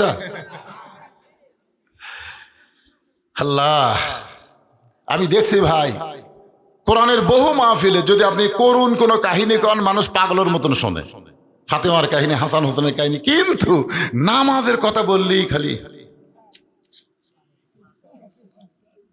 মাথা চুলকায়। এখানে অনেক আল্লাহর বান্দা আছে যারা মাগরিব এশার নামাজ পড়েনি, ওয়াজ শুনতেছে নাই? আপনি এটা কেমনে চিন্তা করেন যে নামাজ না পড়ে ওয়াজ শোনে? এটা কেমনে চিন্তা করেন? আপনি কি বলতে পারেন যে ফজরের নামাজ পর্যন্ত আপনি আজানের সাথে কন্টাক্ট আছে? আছে আছে নাকি যে ফজর পর্যন্ত আমি বাঁচবই? তাহলে আপনি নামাজ বাদ দেওয়া শুনতেছেন, ফজর আগে যদি আপনি মরে যান। এই নামাজের কথা বললেই গাও চুলকায়, মাথা চুলকায়। কি মন খারাপ করতেছেন? মসজিদের উন্নয়ন করবে মাহফিল, একটু মনোযোগ দিয়ে শোনা লাগবে। তালহা বলতেছে রাসূলুল্লাহ, এই একটি মাত্র কাপড় ছাড়া আমার বাড়িতে আর কোনো কাপড় নাই যে কাপড় পরে আল্লাহ নবীর সামনে দাঁড়ানো যায়। হুজুর, আমি একটা মাটির গর্ত করেছি, আমি একটা মাটির গর্ত করে যেমন তেমন কাপড় আমার বউকে ওই গর্তের মধ্যে নামায় দিয়া আমি আপনার পিছনে ফজরে নামাজ পড়তে যাই। কারণ আপনি বলেছেন আজান শোনার পরে কোনো পুরুষ মানুষ যদি বাড়িতে নামাজ পড়ে, মেয়ে মানুষের ব্যাপারে এত তাগিদ দেওয়া হয়নি, পুরুষ মানুষ। জোরে কোন কি মানুষ? আজান শোনার পরে কোন পুরুষ মানুষ যদি বাড়িতে নামাজ পড়ে, এটা কোন নামাজ? নফল সুন্নত না, এটা হলো 17 রাকাত। জোরে বলেন কয় রাকাত? একেবারে 17 বোঝেন না? ফজরের 2 রাকাত। জোরে কোন ফজরের কয় রাকাত? জোহরের কয় রাকাত? আসরের কয় রাকাত? মাগরিবের কয় রাকাত? দেখেন যারা বলতেছে না আর নামাজই পড়ে না, রাকাত কেমনি করবি? পিসা বাসা মরিতে কয় তোর বাড়িতে আমি খাবো না, তুই নামাজ পড়িস? হুজুর পড়ি, হুজুর সব সময় পড়ি। পিছন করছে কে রে? সব সময় নামাজ পড়ে, তার মানে নামাজের তো নির্দিষ্ট সময় আছে। তোর এখন আছে না নাই? আর পীরের সামনে মুরিদ ভয়ের ঠেলায় কথা সব সময় পড়ি। ফজর নামাজ পড়ছিস? কই পড়ছি হুজুর। এই কয় রাকাত পড়ছিস? কই 6 রাকাত। সুন্নত 2, ফরজ 2, ফজর হলো 4, ই 6। ঠিক করে কয় রাকাত? 8 রাকাত হুজুর। হুজুর 8 রাকাত। রে সত্যি করে বলতো কয় রাকাত? হুজুর আমার ভুল হয়ে গেছে, 10 রাকাত। হুজুর যত দাম কি দেয় উনি তত রাকাত বাড়ায়। আর বউ জানলার উপর থেকে এইভাবে, মরদ নামাজ তো পড়বে না, আজকে হুজুরের কাছে ধরা খাচ্ছে। এই তখন কয় 10 রাকাত করছি, তাই হুজুর যে গরম 4 রাকাত কয় পিটন খামো। কি আপনারা রাকাত কোনটা কোন ফরজ কয় রাকাতের আপনারা জানেন না? জানেন? তাহলে ধারাপাতের মতো আমার সঙ্গে একটু বলেন, আল্লাহ খুশি হবে। ফজরের ফরজ হলো 2 রাকাত। জোরে বলেন কয় রাকাত? জোহরের ফরজ কয় রাকাত? আসরের ফরজ কয় রাকাত? মাগরিবের ফরজ কয় রাকাত? এশার ফরজ কয় রাকাত? মাশাআল্লাহ, এটা হলো আল্লাহর সাথে যোগাযোগ করার নম্বর। 2 4 4 3 4। আল্লাহর সাথে বান্দার কোড নম্বর হলো 2 4 4 3 4। একটু মনোযোগ দিয়ে শুনবেন। হুজুর আপনি বলেছেন যখন মসজিদে মুয়াজ্জিন আজান দেয়, ওই আজান শোনার পরে কোনো পুরুষ মানুষের নামাজ বাড়িতে হয় না। যদি কোনো পুরুষ মানুষ ইচ্ছা করে ফরজ নামাজ বাড়িতে পড়ে, রাসূল বলেছেন আমার এত রাগ হয় আমি যেন আগুন দিয়ে বাড়ি পুড়ায় দেই, কিন্তু বাড়ি পোড়ানোর হুকুম দেওয়া হলো না, এই কারণে ওই বাড়িতে ছোট বাচ্চা আর নারী থাকে। এখন আপনার বলেন ফরজ নামাজ বাড়িতে পড়লে আল্লাহ খুশি না বেজার? তা আপনারা বাড়ি পড়েন না? কি পড়েন? আপনি বাড়ির সুন্নত পড়েন, নফল পড়েন, তাহাজ্জুদ পড়েন, কিন্তু ফরজ নামাজ আপনাকে মসজিদে জামাতের সাথে পড়া লাগবে। আপনার বলেন তো জামাতে নামাজ পড়ার মধ্যে লাভ কি? খালি সোয়াবি আছে আর লাভ নাই। আমি নিজের চোখে দেখছি ডান পাশে আওয়ামী লীগ, বাম পাশে বিএনপি, আমার দেখা কথা, আর মাঝখানে জামাত ইসলাম। আওয়ামী লীগ ক্ষমতার অহংকারে 4 আঙ্গুল সামনে গেছে, কাতার বাদ দিয়ে কয় আঙ্গুল সামনে গেছে, আর বিএনপি ভয়ের ঠেলায় 4 আঙ্গুল পিছনে আছে, আর জামাত আছে লেভেল বরাবর। জামাত ইসলাম চিন্তা করে উই গেল সামনে, উই পড়লো পিছনে, অথচ পায়ের গোড়ালির সঙ্গে গোড়ালি মিল করা লাগবে। ধরে কোন কথা ঠিক কি না? এ কথা কন না কেন? তখন জামাত ইসলাম আল্লাহর দিকে খেয়াল করা আওয়ামী লীগে মারছে টান। কাতার চিনিস না? কাতার চিনিস না? 4 আঙ্গুল সামনে গেলে কেন? আপনি বলেন তো আওয়ামী লীগকে রাগ করবে? কথা কন রাগ করবে? রাগ করবে না, কারণ আওয়ামী লীগ জানে এটা আমার দলের কোনো আইন চলবে না, আইন চলবে কার? বিএনপি পিছন দিক থেকে টানা কাতারবদ্ধ করে, কালোর কাছে ফর্সা, ফর্সার কাছে কালো, ধনীর কাছে গরিব। এইটাই হলো জামাতের শিক্ষা। এই জন্যে খালি নামাজের জামাত করলে হবে না, জামাতে ইসলাম করা লাগবে। ধরে কোন কথা ঠিক কিনা? আজকে দেখবেন ইসলাম কথা শুনলেই অনেকের দেখবেন তবলিগ জামাত, জামাতের জিকির, দোয়ার জামাত, কিন্তু যখনই বলবে জামাত ইসলাম তখনই মন খারাপ করবে, এটা তো একটা দল রে। প্রত্যেকটা মুসলমানে কি ইসলামের দল করা লাগবে। ধরে কোন কথা ঠিক কিনা? জামাত মানে দল, ইসলাম মানে ইসলাম। আপনারা কি ইসলামের দল করবেন না, না শয়তানের দল করবেন? কার দল করবেন? ওয়াতাসিমু বিহাবলিল্লাহি জামিআন ওয়া লা তাফাররাকু। জামাতের মধ্যে অনেক শিক্ষা আছে, আমি একটা শিক্ষা আপনাদেরকে বললাম, আরো কিছু শিক্ষা। ফালিয়াবুদু রাব্বা হাযা, শিখাই দিও বাজান, একটু মনোযোগ দেন। তালহা বলতেছে রাসূলুল্লাহ, একটি কাপড় ছাড়া আমার বাড়িতে আর কোনো কাপড় নাই। আমি বাড়িতে একটা মাটির গর্ত করেছি, এই গর্তের ভিতরে আমার বউকে যেমন তেমন একটা কাপড় পরাইয়া আমি আপনার পিছনে নামাজ পড়ার জন্যে এই কাপড় পরে যে জামাতে নামাজ পড়ি, যেই মাত্র আপনি সালাম ফিরেন, আমি আপনার গুরুত্বপূর্ণ আলোচনা শুনতে চাই, কিন্তু আপনার আলোচনা শুনতে গেলে আমার বউটার নামাজ হবে না। এই জন্য হুজুর আপনি যেই মাত্র সালাম ফিরান, আমি এক দৌড়ে বাড়িতে এসে আমার পরনে যে কাপড় দেখতেছেন এই কাপড়টা আমার বউকে খুলে দেই, আর বউয়ের পরনে যেই কাপড়, ওই কাপড় পরে আমি গর্তের মধ্যে থাকি। ইয়া রাসূলুল্লাহ, আমার বউটাই কাপড় পরে যখন নামাজ পড়তেছিল, এমন সময় আপনি আমার দরজায় এসে তালহা তালহা বলে ডাকতেছেন। হুজুর, এমন একটা কাপড় আমার পরনে ছিল যে কাপড় পরে আপনার লব্বাইক উত্তর দেই, কিন্তু দরজা খুলতে আমি বড় শরম পাই।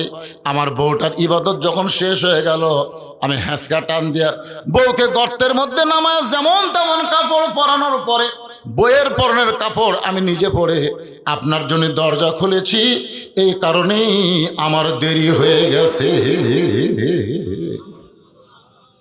এক কথায় 2টা অভিযোগ শেষ। ওসমান গনি যে বলতো যে ফজরের সালাম ফিরেই বাড়ির দিকে দৌড় দেয়, আর রাসূল যে বললেন 3-3বার ডাক দিলেন, দরজা খুলতে এত দেরি করলা কেন? 2টা শেষ। আল্লাহ রাসূল বলে, ও তালহা, ওমর ফারুক অভিযোগ করেছে তোমার কচি মাসুম বাচ্চাকে তুমি রশি দিয়া খুঁটির সঙ্গে বেঁধে রেখেছো, এইটা কি ঠিক? কারণ কচি মাসুম বাচ্চাকে আল্লাহ রাসূল ভালোবাসেন, এমনকি ইহুদির কচি মাসুম বাচ্চাকেও রাসূল ভালোবাসেন। রাসূলের জীবনী পড়ে দেখবেন, ঈদের দিনে নবী পাগড়ি পরে সেই রকম পোশাক পরেছে। নবী তো আর আমাদের মতো নতুন কাপড় কিনতেন না, নবী পুরাতন কাপড় পরিষ্কার করে সুন্দর করতেন, যেরকম সুবহানাল্লাহ। একেবারে ইমাম সাহেব হুজুর আমার মানে আমাদের নবী ঈদের নামাজ পড়াতে যাচ্ছেন, এক ইহুদি বিধবা এক ইহুদি মহিলা তার কচি বাচ্চাকে রাস্তা ফেলে দিয়ে গাছের ছায়ায় গিয়া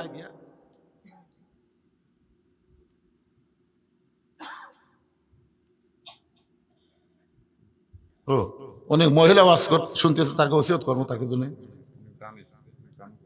আচ্ছা, মহিলাদের ওয়াজ। আমরা আগে কিন্তু গান গাইতাম, ওলি আল্লাহর বাংলাদেশ, শোনেন না গান? তিতুমিরের বাংলাদেশ, রহম করো আল্লাহ, রহম করো আল্লাহ।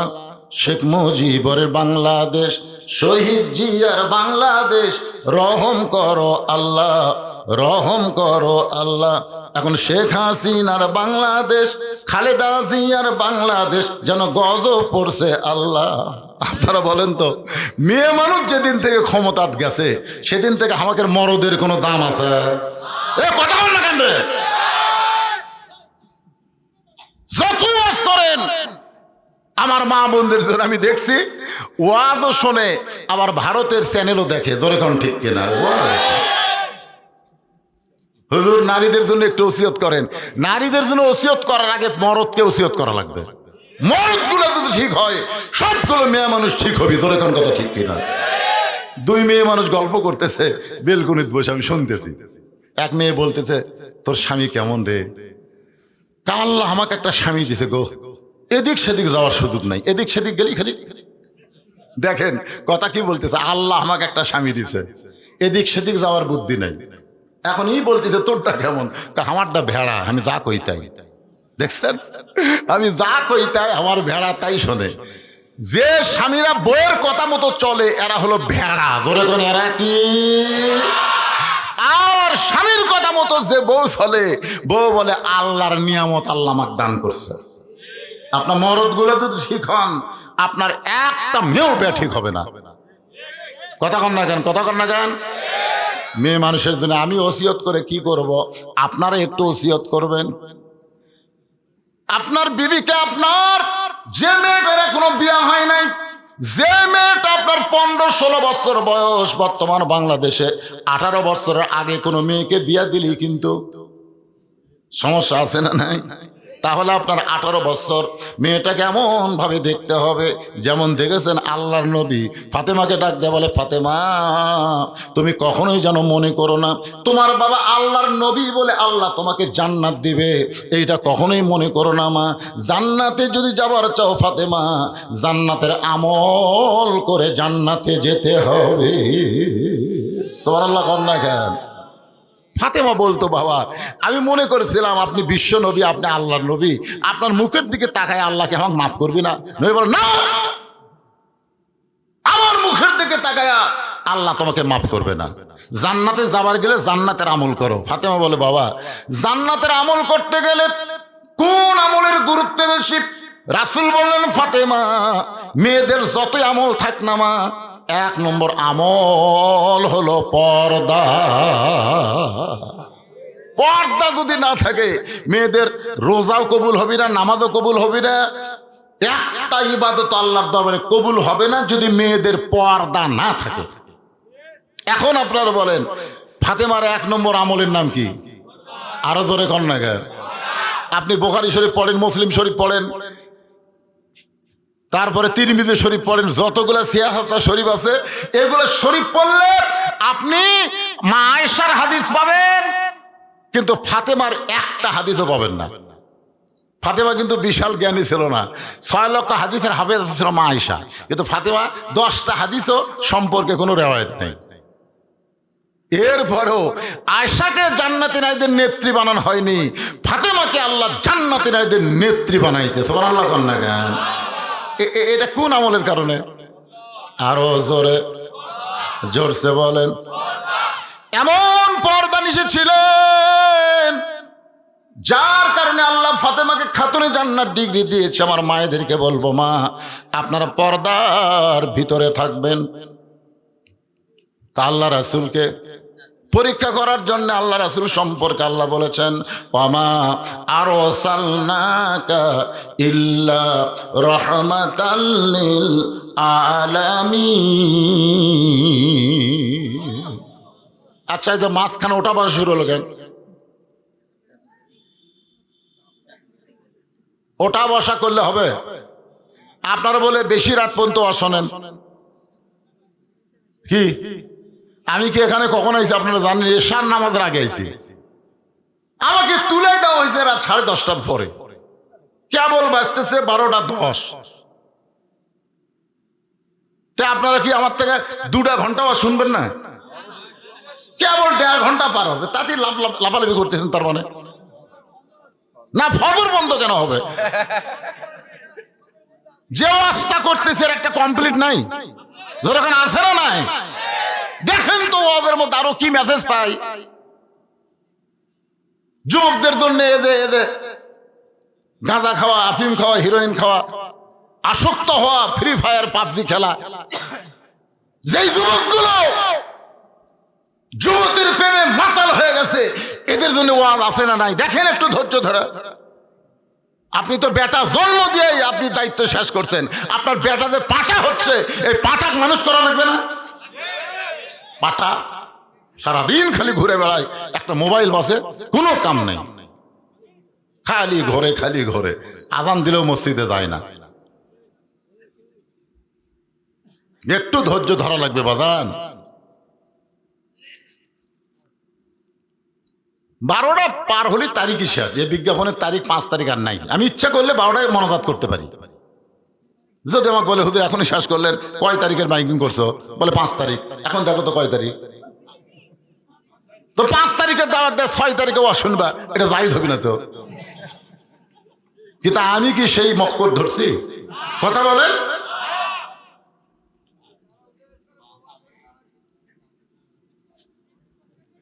পিছনে আমার কতগুলো ভাইরা দাঁড়িয়ে আছে, দেখেন বসার জায়গা হয়নি, ওরা দাঁড়িয়ে আছে, আর এই বসা গেলে উঠতেছে, শরম নাই?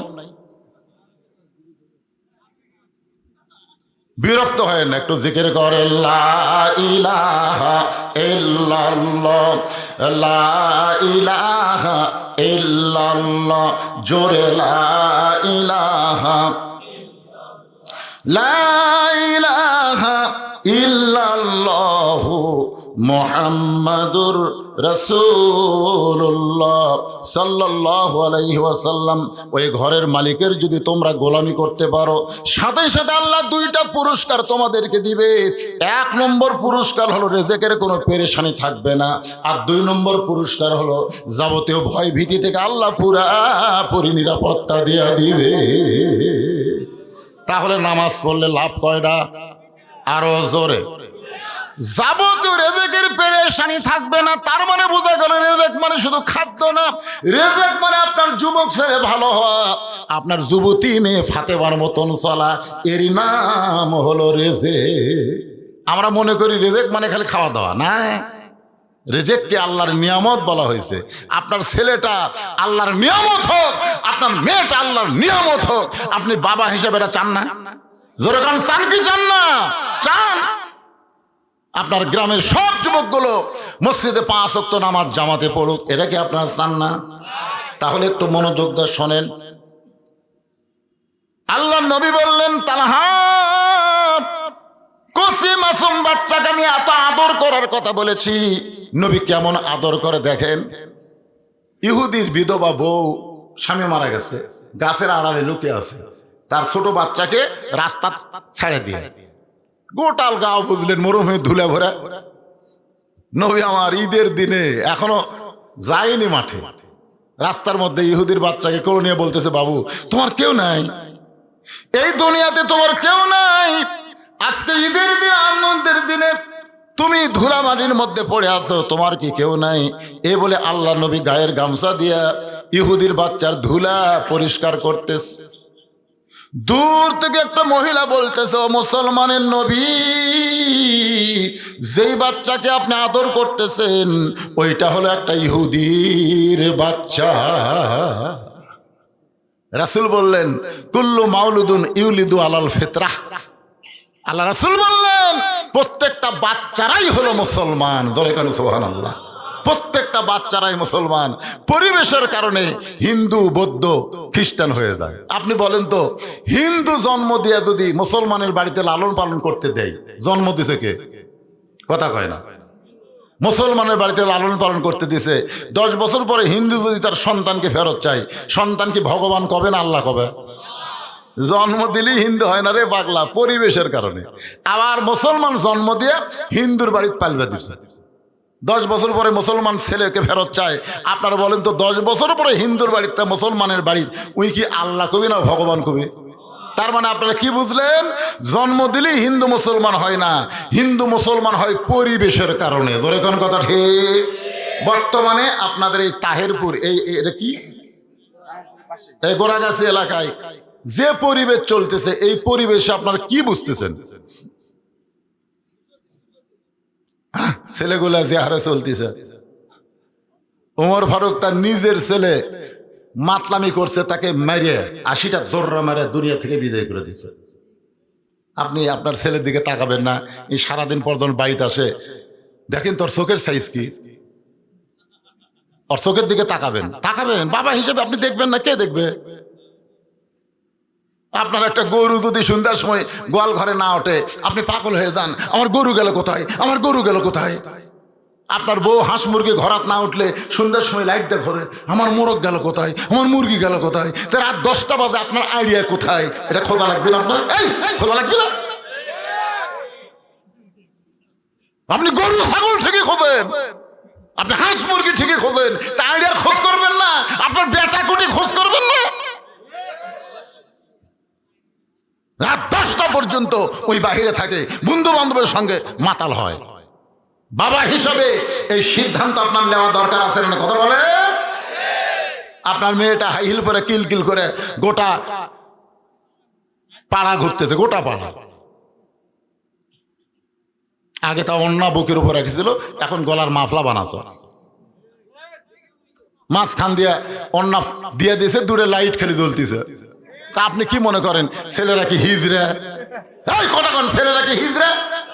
সুন্দর নারী দেখলে পরে আমার দিল দেওয়ানা করে, ওলে ওলে ওলে। এক নারী 10 জনের মনোযোগ আছে। এখন 10টা ছাকা দিয়ে একটার সাথে যখন বিয়ে বসে, ওরা তখন গাঁজা খায়। যখন কি খায়? গাঁজা খায়। আপনার মেয়েকে পরিমণি না মারায়া ফাতেমার চরিত্র দেন। আপনার ছেলেকে 10টা পর্যন্ত বাহিরে না রাইকা মাগরিবের সাথে কথা ঠিক না? এমনি সাইজ হবে। আল্লাহর বান্দারা একটু মনোযোগ দেবেন। আল্লাহর নবী জোহরের নামাজ আদায় করার জন্য মেহরাবের মধ্যে ঢুকছেন। এমন সময় এক ইহুদির বাচ্চা মসজিদের জানলায় গিয়ে বলতেছে, ও মুসলমানের নবী, আমার বাড়িতে আপনার দাওয়াত, আমার বাবা আপনাকে দাওয়াত দিয়েছে। সঙ্গে সঙ্গে নবী জানলার দিকে তাকায় দেখে ছোট্ট একটা বাচ্চা। নবী মেহরাব থেকে বের হয়ে ইহুদির বাচ্চাকে বললেন, বাবা নামাজ শেষ হলেই তোমার সঙ্গে আমি যাব। নামাজ শেষ হওয়ার পরে আল্লাহ নবী ইহুদির বাচ্চার সঙ্গে ইহুদির বাড়ির দরজায়, ইহুদি চিল্লায় বলতেছে, রে মুসলমানের নবী, ছোট্ট একটা বাচ্চা তোমাকে দাওয়াত দিল, আর তুমি তদন্ত না করে দাওয়াত খাইতে আসলা। আমি ইহুদি, আমি মুসলমান নবীদের কোনোদিন খাওয়াই না, মুসলমানের নবীকে আমি কোনোদিন খাওয়াতে পারি না। নবী মন খারাপ করলেন না? নবী ছোট বাচ্চার দিকে তাকায়া হাসি মুখে ফেরত আসলেন। পরের দিন যখন আবার নবী ইমামের জাকাত গেছে, নামাজ পড়াবে, ইহুদির বাচ্চা বলতেছে, হুজুর, ও মুসলমানের নবী, আজকে আমার বাড়িতে আপনার দাওয়াত, আব্বা কসম। নবী এসে বলতেছে, বাবা নামাজ শেষ হলেই যাবে। নামাজ শেষ করে বাচ্চার সঙ্গে যখন ইহুদির বাড়ির দরজার, ইহুদি বলতেছে, আপনার এতই খিদে, এই ছোট বাচ্চা আপনাকে দাওয়াত দেয়, আর আপনি খালি দাওয়াত খাবার চলে আসেন। আপনি জানেন না মুসলমানের নবীকে আমি ভাত খাওয়াবো না, কোনো খাদ্য দেবো না। নবী কোনো মন খারাপ করলেন না, ছোট বাচ্চার মাথায় হাত দেয়া মুচকি হাসিতে নবী চলে গেলেন। তৃতীয় দিন কেবল মেহরাবের মধ্যে নবী ঢুকছেন, ওই বাচ্চা আবার জানলাত। উমর আর আলী কয়, কেরি 2 দিন নবী গেল, যেমন মুখ গেছে তেমন শুকনা মুখে আবার ফেরত হচ্ছে, আজ আবার দাওয়াত দিচ্ছে। এই আলী, নামাজ শেষ করে নবী যখন বাচ্চার সাথে যাবে, আমরা পিছনে পিছনে যাবো, দেখি নবীর সাথে কি হয়। নিরাপদ দূরত্ব বজায় রেখে নবী যখন ছোট বাচ্চা নিয়ে ইহুদির সামনে গেছে, ইহুদি দৌড়ে এসে নবীর দুইটা পা চাইপা ধরে বলে, ওমা আরসালনাকা ইল্লা রাহমাতাল লিল আলামিন। একটা মানুষ কেমনে গোটা বিশ্ব জগতে রহমত হয়, আমি ইহুদি এটা বিশ্বাস করতেছিলাম না। এই কারণেই পর 2 দিন আপনাকে আহ্বান করলাম, আমি মনে করেছি আপনি আসবেন না, কিন্তু আজও যখন এই বাচ্চার সঙ্গে আইছেন, আপনি সাধারণ কোনো মানুষ না, আমারে পড়ায় দেন লা ইলাহা ইল্লাল্লাহু মুহাম্মাদুর রাসূলুল্লাহ। রাসূল বললেন, ও সন্তানের বাবা, আমি তোমার দাওয়াতের কথা খেয়াল করি নাই, আমি একটা কচি বাচ্চাকে স্নেহ করেছি। জোরে কর না সুবহানাল্লাহ। রাসূল আমার ইহুদির কচি বাচ্চাকে স্নেহ করে তার দাওয়াতে গিয়ে অপমান হয়, তাও যায়, আর তুমি আমার তালহা সাহাবী হয়ে তোমার কচি মাসুম বাচ্চাকে রশি দিয়ে খুঁটির মধ্যে বেঁধে রাখছে। এই, তোমার বাচ্চার অপরাধ কি? তালহা ছোট বাচ্চার মতন কান্দের, বলে রাসূলুল্লাহ, হুজুর আমার বিশ্বাস আপনি তদন্ত ছাড়া আমার উপর রাগ করতে পারবেন না। নবী শুনতে উঠছে, কি বলছে? হুজুর আমার বিশ্বাস আপনি তদন্ত ছাড়া আমার উপর রাগ করতে পারবেন, কথা কর না কেন, পারবেন না। নবী সুম করছে, তালহা দেখি তোমার রেজাল্ট কি? তালহা বলতে, হুজুর এই যে আমার বাড়ির দরজাতে একটা খুরমা খেজুরের গাছ দেখতেছেন, একটা খেজুরের গাছ, এই খেজুরের গাছ হলো একটা ইহুদির গাছ। আজ কয়েকদিন হলে গাছে খেজুর পাকিছে, রাতের বাতাসে পাকা খেজুরগুলো টস টস করে গাছের গোড়ায় পড়ে। আমি যখন আপনার পিছনে ফজরের নামাজ পড়তে যাব, আমার ছোট বাচ্চা ক্ষুধার জ্বালায় হয়তো দরজা খোলা পাইয়ে বাইরে এসে ইহুদির গাছের খুরমা খেজুর খাবে। আমি একজন মুসলমান হয়ে আমার বাচ্চা ইহুদির গাছের খেজুর খাবে, হুজুর এটা আমার সহ্য হয় না। আমি আমার ছোট বাচ্চাকে কান্দে করে মসজিদে যাওয়ার জন্য রওনা দিলাম, যে আমার সঙ্গে মসজিদে নিয়ে গেলে ইহুদির গাছের খেজুর খাওয়ার পারবে না। কিন্তু মাঝ রাস্তায় যাওয়ার পর আমার ইমান বলতেছে, তালহা রাসূল কিন্তু বলেছে 7 বছর থেকে নামাজের তালিম দিবে আর 10 বছর থেকে জোর করে নামাজ ধরাবা। তোমার বাচ্চার বয়স হলো কেবল 4 বছর। জোরে কোন কয় বছর? এখন 7 বছরে তালিম দেওয়ার জন্য মসজিদে নিয়ে যাওয়া যায়, কিন্তু 4 বছরের বাচ্চা নিয়ে যাবে। তোমরা যখন রুকুর থেকে সেজদায় যাবা, তোমার বাবা ছেলে যদি মাথা তুলে কয়, এ সবাই উপর হসে রে, এরকম বলতে পারে কি পারে না? কারণ আমি নিজে দেখছি ঈদুল ফিতরে অনেকগুলো বাবা, বুঝলেন, ঠিক সুন্দর করে জামাটা পোশাক পরে ঈদের নামাজে নিয়ে আইছে। আমরা যে সেজদাত গেছি, ওরা 4-5 জন করছে, এ উপর হসে রে। সব মুসল্লির হাসি, এমনকি আমারও পর্যন্ত হাসি বাড়াচ্ছে। আমরা কি উপর হসি না সেজদা দিছি? কিন্তু মাসুম বাচ্চার মুখ দিয়ে যেটা বাড়াছে, এর মধ্যে অবশ্যই রহস্য আছে, কথা কন না কেন? ওরা তো বললো না যে আমরা সেজদা দিছি, ওরা বলতেছে আমরা উপর হসি। তার মানে বোঝা গেল আল্লাহর সাথে আমাদের কোনো কানেকশন নাই। সেজদা যদি আল্লাহর সঙ্গে যোগাযোগ না হয়, এর নাম উপর হওয়া। জোরে কন কি হওয়া? আমি নামাজের পরে বললাম, ভাইজান তোমরা কয়জন হাসিছো? তো কয়, হুজুর অনেকের মুখে হাসি, আমার মুখে হাসি আসছিল কিন্তু শব্দ হয়নি। ভাই আগামী ঈদে 4 বছরের নিচে 5 বছরের নিচে কোনো বাচ্চা মাঠে আনা যাবে না। 7 বছর তালিম দাও, 10 বছর থেকে জোর করে নামাজ ধরাও। তালহা বলে, রাসূলুল্লাহ মাঝ রাস্তায় গিয়ে চিন্তা করলাম, আমরা যখন আপনার পিছনে নামাজে শামিল হব, আমার বাচ্চা যদি দুষ্টামি করে আমি কি করব? আমি আবার বাড়িতে আসলাম, বাড়িতে রাইখে গেলে যদি ইহুদের গাছের খুরমা খেজুর খায়, আর মসজিদে নিয়ে গেলে যদি নামাজ নষ্ট করে দেয়, এই কারণে আমি রশি দিয়ে আমার বাচ্চাকে খুঁটির মধ্যে বেঁধে রাখছি। হুজুর আমি আমার ছেলেকে অত্যন্ত ভালোবাসি। ওমর ফারুক বলতেছে, রশি দিয়া ছোট বাচ্চাকে বেঁধে রাখার মধ্যে ভালোবাসা কি? রাসূল বলতেছে, তালহা তুমি ঠিক বলেছ, যে বাবা সন্তানকে জাহান্নামের আগুন থেকে বাঁচাবার চায়, ওটা হলো আসল বাবা। জোরে কোন বাবা? আপনারা বলেন তো, আজর কিন্তু ইব্রাহিম নবীকে নমরুদের চুলার মধ্যে ফেলে দিবার চাইছিল। জোরে কোন কথা ঠিক কিনা? আর আমরা বাবা হয়ে আমাদের সন্তানগুলোকে আজকে বেনামাজি বানাচ্ছি, নামাজ না পড়লেও কিছু কই না, মেয়েরা বেপর্দা হলে কিছু কই না। আপনার বলেন তো, আপনার ছেলে মেয়ে কোথায় যাবে? কথা কন না কেন? তা আপনি বাবা ইচ্ছা করলেই তো আপনার ছেলেকে মাদ্রাসায় পড়াবার পারেন, ইচ্ছা করলে আপনার ছেলেকে আপনি মাসুম অবস্থায় পাক নাপাক শিক্ষা দেবার পারেন। আপনি আপনার বাচ্চাকে মাদ্রাসায় ভর্তি করে দেন, শিক্ষকের দায়িত্ব হলো কোনটা পাক কোনটা নাপাক আপনার বাচ্চারে শিখাই দিবে। জোরে কোন কথা ঠিক কিনা? আপনি মাদ্রাসা না দিয়ে প্যারাই মারি দিয়েছেন, খাড়া হয়ে পেশাব করে। কেরে খাড়া হয়ে পেশাব করিস? কোন ক্লাসে পড়িস? টুয়ে পড়িস আসা তো বসে, তোর সার বসা শিখাইনি। কই প্রাইমারি পেশাবখানা যায় দিকে আমার সারই খাড়া হয়ে করে চাষা, ওর সারই খাড়া হয়ে আমারে ওই বসবি। আপনি বড় হয়ে কি করতেছেন? একটু মনোযোগ দিয়ে শুনবেন। রাসূল বলেন, তালহা আমি তোমার বাড়ির মধ্যে ঢুকবো, আমি নিজের হাতে তোমার ছেলে রশি খুলে দিব। আল্লাহ নবী বাড়ির মধ্যে ঢুকে নিজের হাতে তালহার ছেলে রশি খুলে দিয়ে বললেন, ও তালহা, ইহুদির গাছের খুরমা খেজুর থেকে তুমি তোমার সন্তানকে বাঁচাইছো।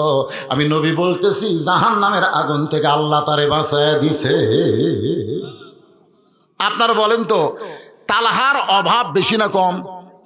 এত অভাব থাকার পরেও ইহুদির গাছের খুরমা খেজুর থেকে যদি তার সন্তানকে বাঁচায়, আজকে আমাদের চারিদিকে ভারত আছে, ইহুদি আছে, খ্রিস্টান আছে, নানা রকম প্রলোভন মুসলমানদের ইমান রক্ষা করার চেষ্টা, ইমানকে নষ্ট করার চেষ্টা করতেছে। জোরে কোন কথা ঠিক কিনা? 2009 সালে আমি একটা ওয়াজ করেছিলাম এনজিওদের বিরুদ্ধে। এনজিও বোঝেন? গ্রামীণ ব্যাংক, আশা, কিয়ার, ঠেঙ্গামারা আছে না নাই? জোরে কোন আছে না নাই? আপনারা বলেন তো, আগে সুদ খালি ব্যাংকে ছিল, এখন প্রত্যেকটা পাড়ায় পাড়ায় সুদের রাজত্ব চলতেছে। কথা কন না ভাই, কথা বলেন। আপনারা সুদ খাওয়া কি ছোট গুনাহ না বড় গুনাহ? কত বড়? আল্লাহ রাসূল সুদের নিম্ন পাপ বলতে গিয়ে প্রথম পাপ বলেছে, সুদের বড় পাপ হলো আল্লাহর সঙ্গে যুদ্ধ করা, কিন্তু নিম্ন পাপ বলতে গিয়ে রাসূল 3 বার মুখ ধরছেন, 3 বার। সাহাবারা বললেন, হুজুর পাপের কথা বলতে গিয়ে আপনি মুখ ধরেন কেন? রাসূল বলে, যদি ভাবির সঙ্গে হতো, ভাবির সাথে, শালীর সাথে, কিন্তু না, মায়ের সাথে। নাউজুবিল্লাহ কবেন না, নাউজুবিল্লাহ কবেন না। যে সুদের 1 টাকা খায়, নিজের মায়ের সঙ্গে 42 বার জিনা করার গুনাহ হয়। আরো জোরে বলেন নাউজুবিল্লাহ। এই নাউজুবিল্লাহ বলতে কি হয়? কোরআন দিয়ে যখন বাংলাদেশ চলবে, সমস্ত সুদকে কবর দেওয়া হবে, যাকাত ভিত্তিক অর্থনীতি চালু হবে। জোরে কোন কথা ঠিক কিনা? এই জন্য নামাজ কায়েমের সাথে সাথে ওয়াতাও যাকাত, যাকাত ভিত্তিক অর্থনীতি চালু করার কথা কোরআনে আছে না নাই? জোরে কোন আছে না নাই? হ্যাঁ ভাইজান, খালি নামাজ চললে হবে না, যেখানে নামাজের কথা সেখানে যাকাতের কথা আছে। কতক্ষণ আছে? এই ওটা বসা করতেছেন কেন? যারা উঠতেছেন টাকা দেন তো। মসজিদের জানলা লাগবে, কয়টা জানলা? কয় জানলা? তোমরা থুসে কয়টা? 8টা জানলা। মসজিদের সভাপতি কে রে? কোনটা?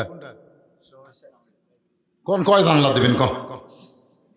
আচ্ছা আপনারা বলেন তো, দরজা জানলা যদি না থাকে এটা একটা ঘর হলো? এ কতক্ষণ লাগে? দরজা আছে, দরজা রাখছে কিন্তু লাগাইনি, তখন কি হবে? আমি মসজিদের সভাপতি সাহেবকে বললাম, 2টা জানলা দেন তো দেখি। 1 জানলা কত হাজার টাকা লাগবে? আল্লাহর ঘরে জানলা, নিজের ঘরে জানলা আছে, আল্লাহর ঘর নাই। একটা আফসোস তো করার কথা, কষ্ট থাকার কথা। ভাই বলেন আপনি কয় জানলা দেবেন বলেন? সভাপতি সাহেব যা পারবেন খুশি খুশি বলেন। মাশাআল্লাহ, লিল্লাহ আকবার। 8টা জাহান্নাম। কয়টা জাহান্নাম? নাউজুবিল্লাহ, 7টা। ধরে কোন কয়টা? 8টা জান্নাতের মধ্যে একটা জানলা লাগাই দিছে আল্লাহর ঘরে। আল্লাহ তাকে 8টা জান্নাতের একটা দরজা কবুল করে না। ধরে কোন আমিন। ছেলে একটা বিদেশে আছে, আল্লাহ কামাইয়ের বরকত দিও। একটা ছেলে চাকরি করতেছে, আল্লাহ চাকরির মধ্যে বরকত দিও। সকলে বলে আল্লাহুম্মা আমিন। মসজিদের সেক্রেটারি কে ভাই? সেক্রেটারিরা আপাতত কে দায়িত্ব আছে? আপাতত কারোর উপর তো দায়িত্ব দেওয়া আছে। এ পোস্ট তো ফাঁকা তুলে হবে না। কোন আঙ্গে? এটাই। তুমি তো কলেজে চাকরি করো বাজান, 2টা জানলা দাও বাবা, কি করবে? আল্লাহর ঘরে সভাপতি আর কথা হলো, প্রধানমন্ত্রী আর প্রেসিডেন্ট। আপনার বলেন তো কার গুরুত্ব বেশি? কিসের প্রেসিডেন্টের? প্রেসিডেন্ট এখনো আছে, প্রধানমন্ত্রী পল আছে, আওয়ামী লীগ শেষ। জোরে খান কথা ঠিক কি না? তো সভাপতি হলো প্রেসিডেন্ট আর সেক্রেটারি হলো প্রধানমন্ত্রী। একটা যাক, তাও তো আছে, দুটা না ছেলে একটা অর্ধেক দিল। লিল্লাহে তাকবীর। মসজিদের সেক্রেটারি একটা জানলা ধরে বলেন মারহাবা। কেশিয়ার কে? কেশিয়ার এ ভাই, কেশিয়ার নাই? আছে আছে আছে।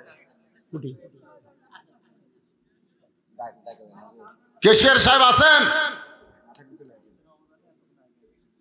হ্যাঁ, কার কেশিয়ার? ও আচ্ছা আচ্ছা আচ্ছা, ওই মা। ও রে, মসজিদের কেশিয়ার সাহেব 6টা জানলা। এ বাবা রে, বসেন বসেন। আল্লাহর ঘরের যখন আদায় হয় তখন উৎসাহ দেওয়া লাগে রে পাগলা, উঠে গেলে। কারণ পৃথিবীর সর্বশ্রেষ্ঠ জায়গা নাম কি? মসজিদ। জোরে বলেন নাম কি? আর সেই মসজিদের আদায় হচ্ছে আপনার উঠে চলে গেলে আল্লাহ কয় জান্নাত থেকেও তো তুলে দিন। যা এই কেশিয়ার সাহেব আসেন। জি,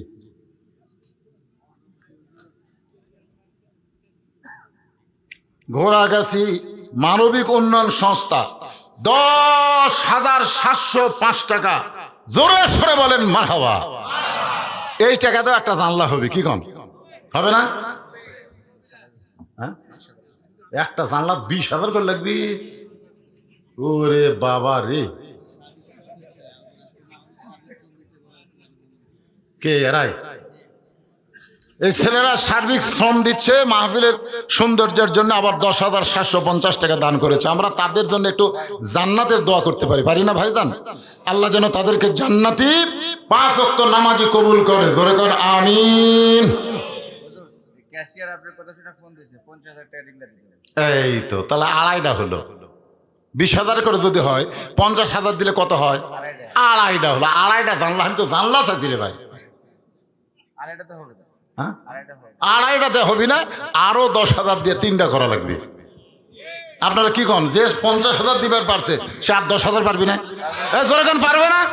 লিল্লাহে তাকবীর।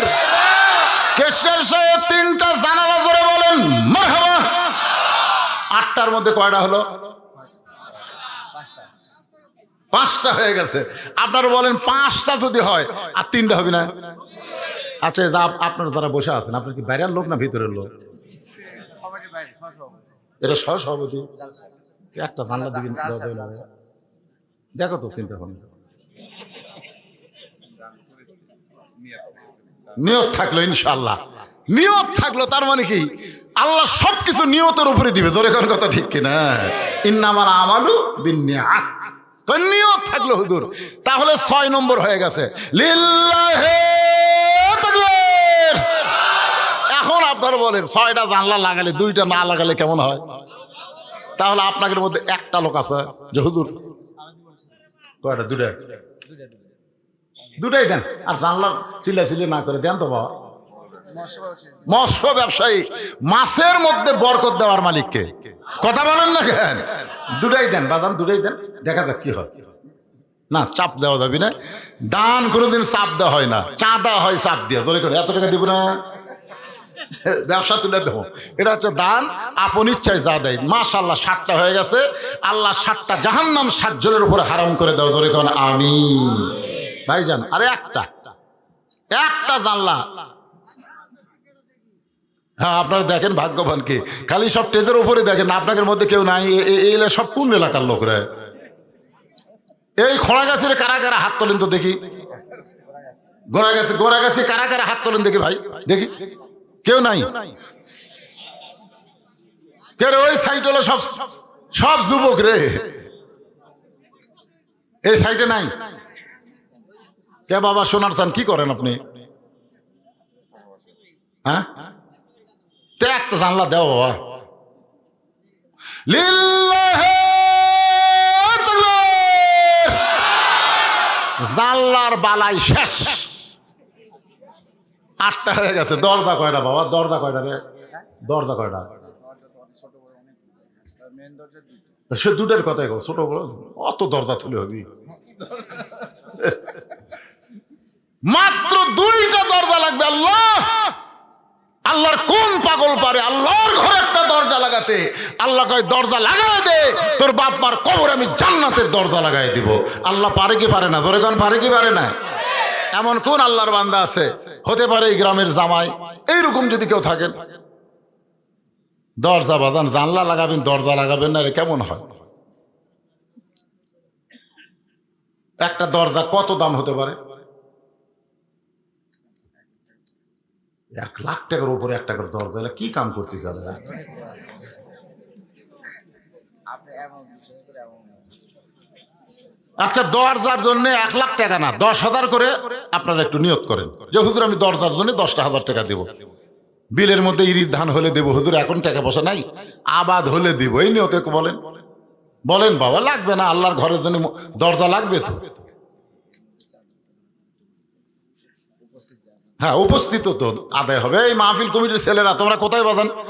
এই চাদর নিয়ে একটু ভিতরে যাও তো, 10, 20, 50, 100 টাকা অনেকে দিবার চায়, কিন্তু আমরা না যাওয়ার কারণে তারা দেওয়া থেকে বঞ্চিত হয়। তোমরা একটু তাদের কাছে যাও, সকলের কাছে যাও। এই ছেলেরা কোথায়? এই যাও, চাদর না পিছন দিকে যাও, আগে পিছন দিকে ধরা লাগে, যাও। হ্যাঁ, যেদিক দিয়ে মাঠ যায় ওই দিকে আগে ধরা লাগে, যাওয়ার রাস্তা থাকে ধরো। 10, 20, 50, 100 টাকা যে যা পারবেন দান করবেন। আল্লাহ সকলের দানকে আল্লাহ আপনি কবুল করেন। এখন পর্যন্ত মসজিদ কমিটির যারা আছে, মসজিদের মুসল্লি যারা আছে, দান ব্যাপারে যারা এখনো বিরত আছেন, সবাইকে অনুরোধ করব জীবনের শেষ দান মনে করে, শ্রেষ্ঠ দান মনে করে আল্লাহর ঘরে দান করেন। জি, আমার কমিটির সদস্য সবচেয়ে ধনী গ্রামের মধ্যে টাকা পয়সা। কোনটা? না স্যার, সবচেয়ে ধনী, সবচেয়ে ধনী ওর সময় অর্থনৈতিক কারণ। এ বাজান, এই সবচেয়ে ধনী লোকের দানটা শোনা যায় না? এরা পাগলা, মসজিদের উন্নতি গল্পে মাহফিল খালি ওয়াজ করলে হবে? আপনারা লাভ দিয়ে উঠেন কেন ভাই রে? বাহিরের লোকেরা তো আপনাদের গ্রামের মসজিদ দয়া করবে না, বোঝেন না? এরা ওয়াজ শোনার তালত আছে। আপনারা যারা গোড়া গাছের লোক তারা দেরি করেন কেন? বলেন একটু বাড়ান, কি করেন? আগে দিয়েছেন 5,000, আবার তাহলে 15,000 দেন, তাহলে 20,000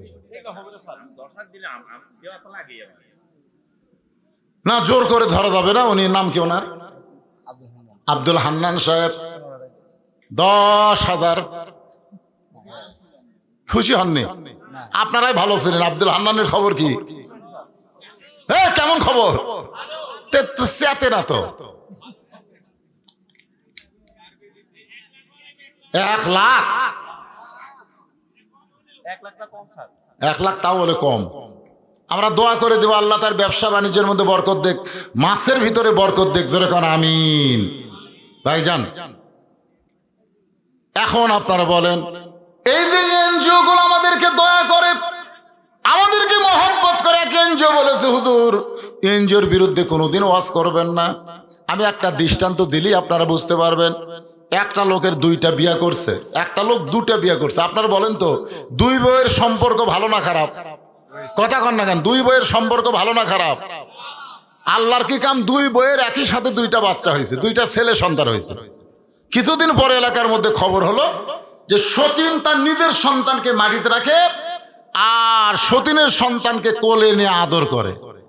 গ্রামের লোকজন বলে এটা সত্যি না, সতীন তার সতীনের সন্তানকে আদর করবে আর নিজের সন্তানকে মাটিতে রাখবে, এইটা কখনোই ঠিক না। এক মেয়ে বলতেছে আসল রহস্য বের করবার গেলে ভিতরে ঢোকা লাগবে। ভিতরে ঢোকা দেখে নিজের সন্তান মাটিতে কাঁদতেছে আর কোলে নিয়ে বলতেছে এটা কার? বলে আমার শত্রু সতীনের সন্তান। তো নিজের সন্তানকে মাটিতে রেখে সতীনের সন্তান কোলত নেওয়ার কারণ কি? বলতেছে ওরে মাটিতে রাখার কারণ হলো সূর্যের তাপ পাচ্ছে, মাটির আত কানেকশন পাইতেছে, ও যত কান্নাকাটি করতেছে ওর দেহের ব্যায়াম হচ্ছে। একদিন আমার স্বামী মারা যাবে, আমার ছেলেকে তো কামাই করে খাওয়া লাগবে। বিলের মধ্যে জমি আবাদ করতে গিয়ে যদি রোদ লাগে, বৃষ্টি হয়, আমার ছেলের অসুখ বিসুখ কিছুই হবে না, কারণ আগে থেকে এগুলা সাইজ হয়ে দেহ গঠন হচ্ছে। আর সতীনের সন্তানকে আদর করার নামে আমি কোলে নিয়ে আরে পঙ্গু বানাচ্ছি। ও পানি তো যাবার পারবে না, রোদের মধ্যে কাজও করতে পারবে না। আপনারা বলেন তো সতীনের সন্তানকে মহব্বত করে কেউ অন্তর দিয়া? আজকে এনজিওর নামে যত এনজিও বাংলাদেশে, এরা মুসলমানদের ইমান নষ্ট করার ষড়যন্ত্র করতেছে। জোরে কোন কথা ঠিক কিনা? হ্যাঁ, কোরআন দিয়ে যখন রাষ্ট্র চলবে, সুদ ভিত্তিক কোনো এনজিও আমাদের মুসলমানের দেশে চলতে দেওয়া যাবে? হ্যাঁ, সবগুলো চলবে আল্লাহর কোরআন অনুযায়ী। পুলিশের চাকরি করে, নগদে 5,000 টাকা দান করেছে। ওনার নাম কি? শরীফুল ইসলাম। আল্লাহ শরীফুল ইসলামের দানকে আল্লাহ কবুল করে। উনি মনে হয় আসেননি, তাই না? শরীফুল ইসলাম আইসে? কে বাবা শরীফুল ইসলাম? এই কোথায় রে? পুলিশের চাকরি করতেছে, তাহলে বোঝা যাচ্ছে তুমি লাইনত আছো। আজকেও রাজশাহী থেকে অনেক পুলিশকে অব্যাহতি দেওয়া হয়েছে। জোরেগণ ঠিক কিনা? আজকেও, এর আগেও তো একবার দিছে, আবার আজকেও দিছে। মানে এরা টাকা দিয়া, বুঝছেন? হ্যাঁ, উনি তো পক্ষে ছিল বলে এখনো টিকে আছে। আর অনেক এই যারগুলা চাকরি খাচ্ছে না, এরা কি করছে জানেন? এরকে খোঁজ লিবার গেছে, খোঁজ লিবার যায় যদি শোনে পুলিশ অফিসার হয়ে গেছে, টিকাও গেছে, কিন্তু গোষ্ঠীর মধ্যে একজন জামাত বা বিএমপি করছে আর চাকরি দেয়নি। আছে নাকি? তোর এখানে আছে নাকি? এখানে দলীয় লোককে চাকরি দেওয়া হয়েছে, যার কারণে অব্যাহতি দেওয়া ছাড়া উপায় নাই।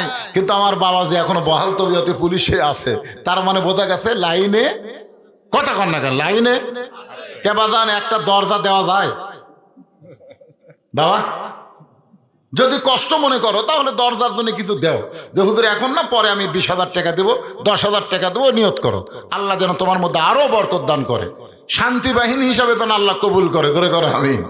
খালি একবার শান্তি বাহিনী গেলেই কাম, বহু টাকা। কি বাজান? 10,000 লিল্লাহ। এখনই 5,000 টাকা দিয়ে গেছে, আবার 10,000 টাকা দান করলো। আল্লাহ তাকে কবুল করেন। জোরে কোন আমিন। আসতে পারছে না, এখানে চায়ের দোকান করে। আপনার ওয়াজটা খুব সুন্দর, অনেক সুন্দর লাগছে। উনি ফোন দিয়ে আমাকে বলছে যে হুজুর কেমন আর 5,000 টাকা এখানে চায়ের দোকান, আসতে পারে নাই, ওয়াজটা খুব ভালো লাগছে, এই জন্য ফোন দিয়ে বলেছে আমি 5,000 টাকা দিলাম আল্লাহর ঘরে। নাম হলো জসিম উদ্দিন। আল্লাহ তার দানকে কবুল করেন। জোরে কোন আমিন। আরো জোরে বলে আল্লাহুম্মা আমিন। দেখেন, আপনার চেষ্টা করলে দুটা দরজা কোনো ফ্যাক্টর না, হতে পারে ইনশাল্লাহ। আমার মা বোনেরা যারা পর্দা আছে, মা বোনদের কাছে গামছা লেগেছিল গেছে, আমার মায়ের আল্লাহ রাস্তায় দান করবেন। আমি দোয়া করে দেব আল্লাহ খাদিজাতুল কুবরার সঙ্গে যেন মা বোনদেরকে জান্নাত দেয়। মেয়েদের মধ্যে উঠছে একটা তাকবীর দেন তো দেখি। লিল্লাহে তাকবীর। মেয়েদের ভিতর থেকে 30,000 টাকার মতন আদায় হয়ে গেছে। ধরে কান মারহাবা। আয় হায়, আমি কেবল গামছা পাঠাবার চাচ্ছি, আগে আদায় করছে 30,000-এর উপরে।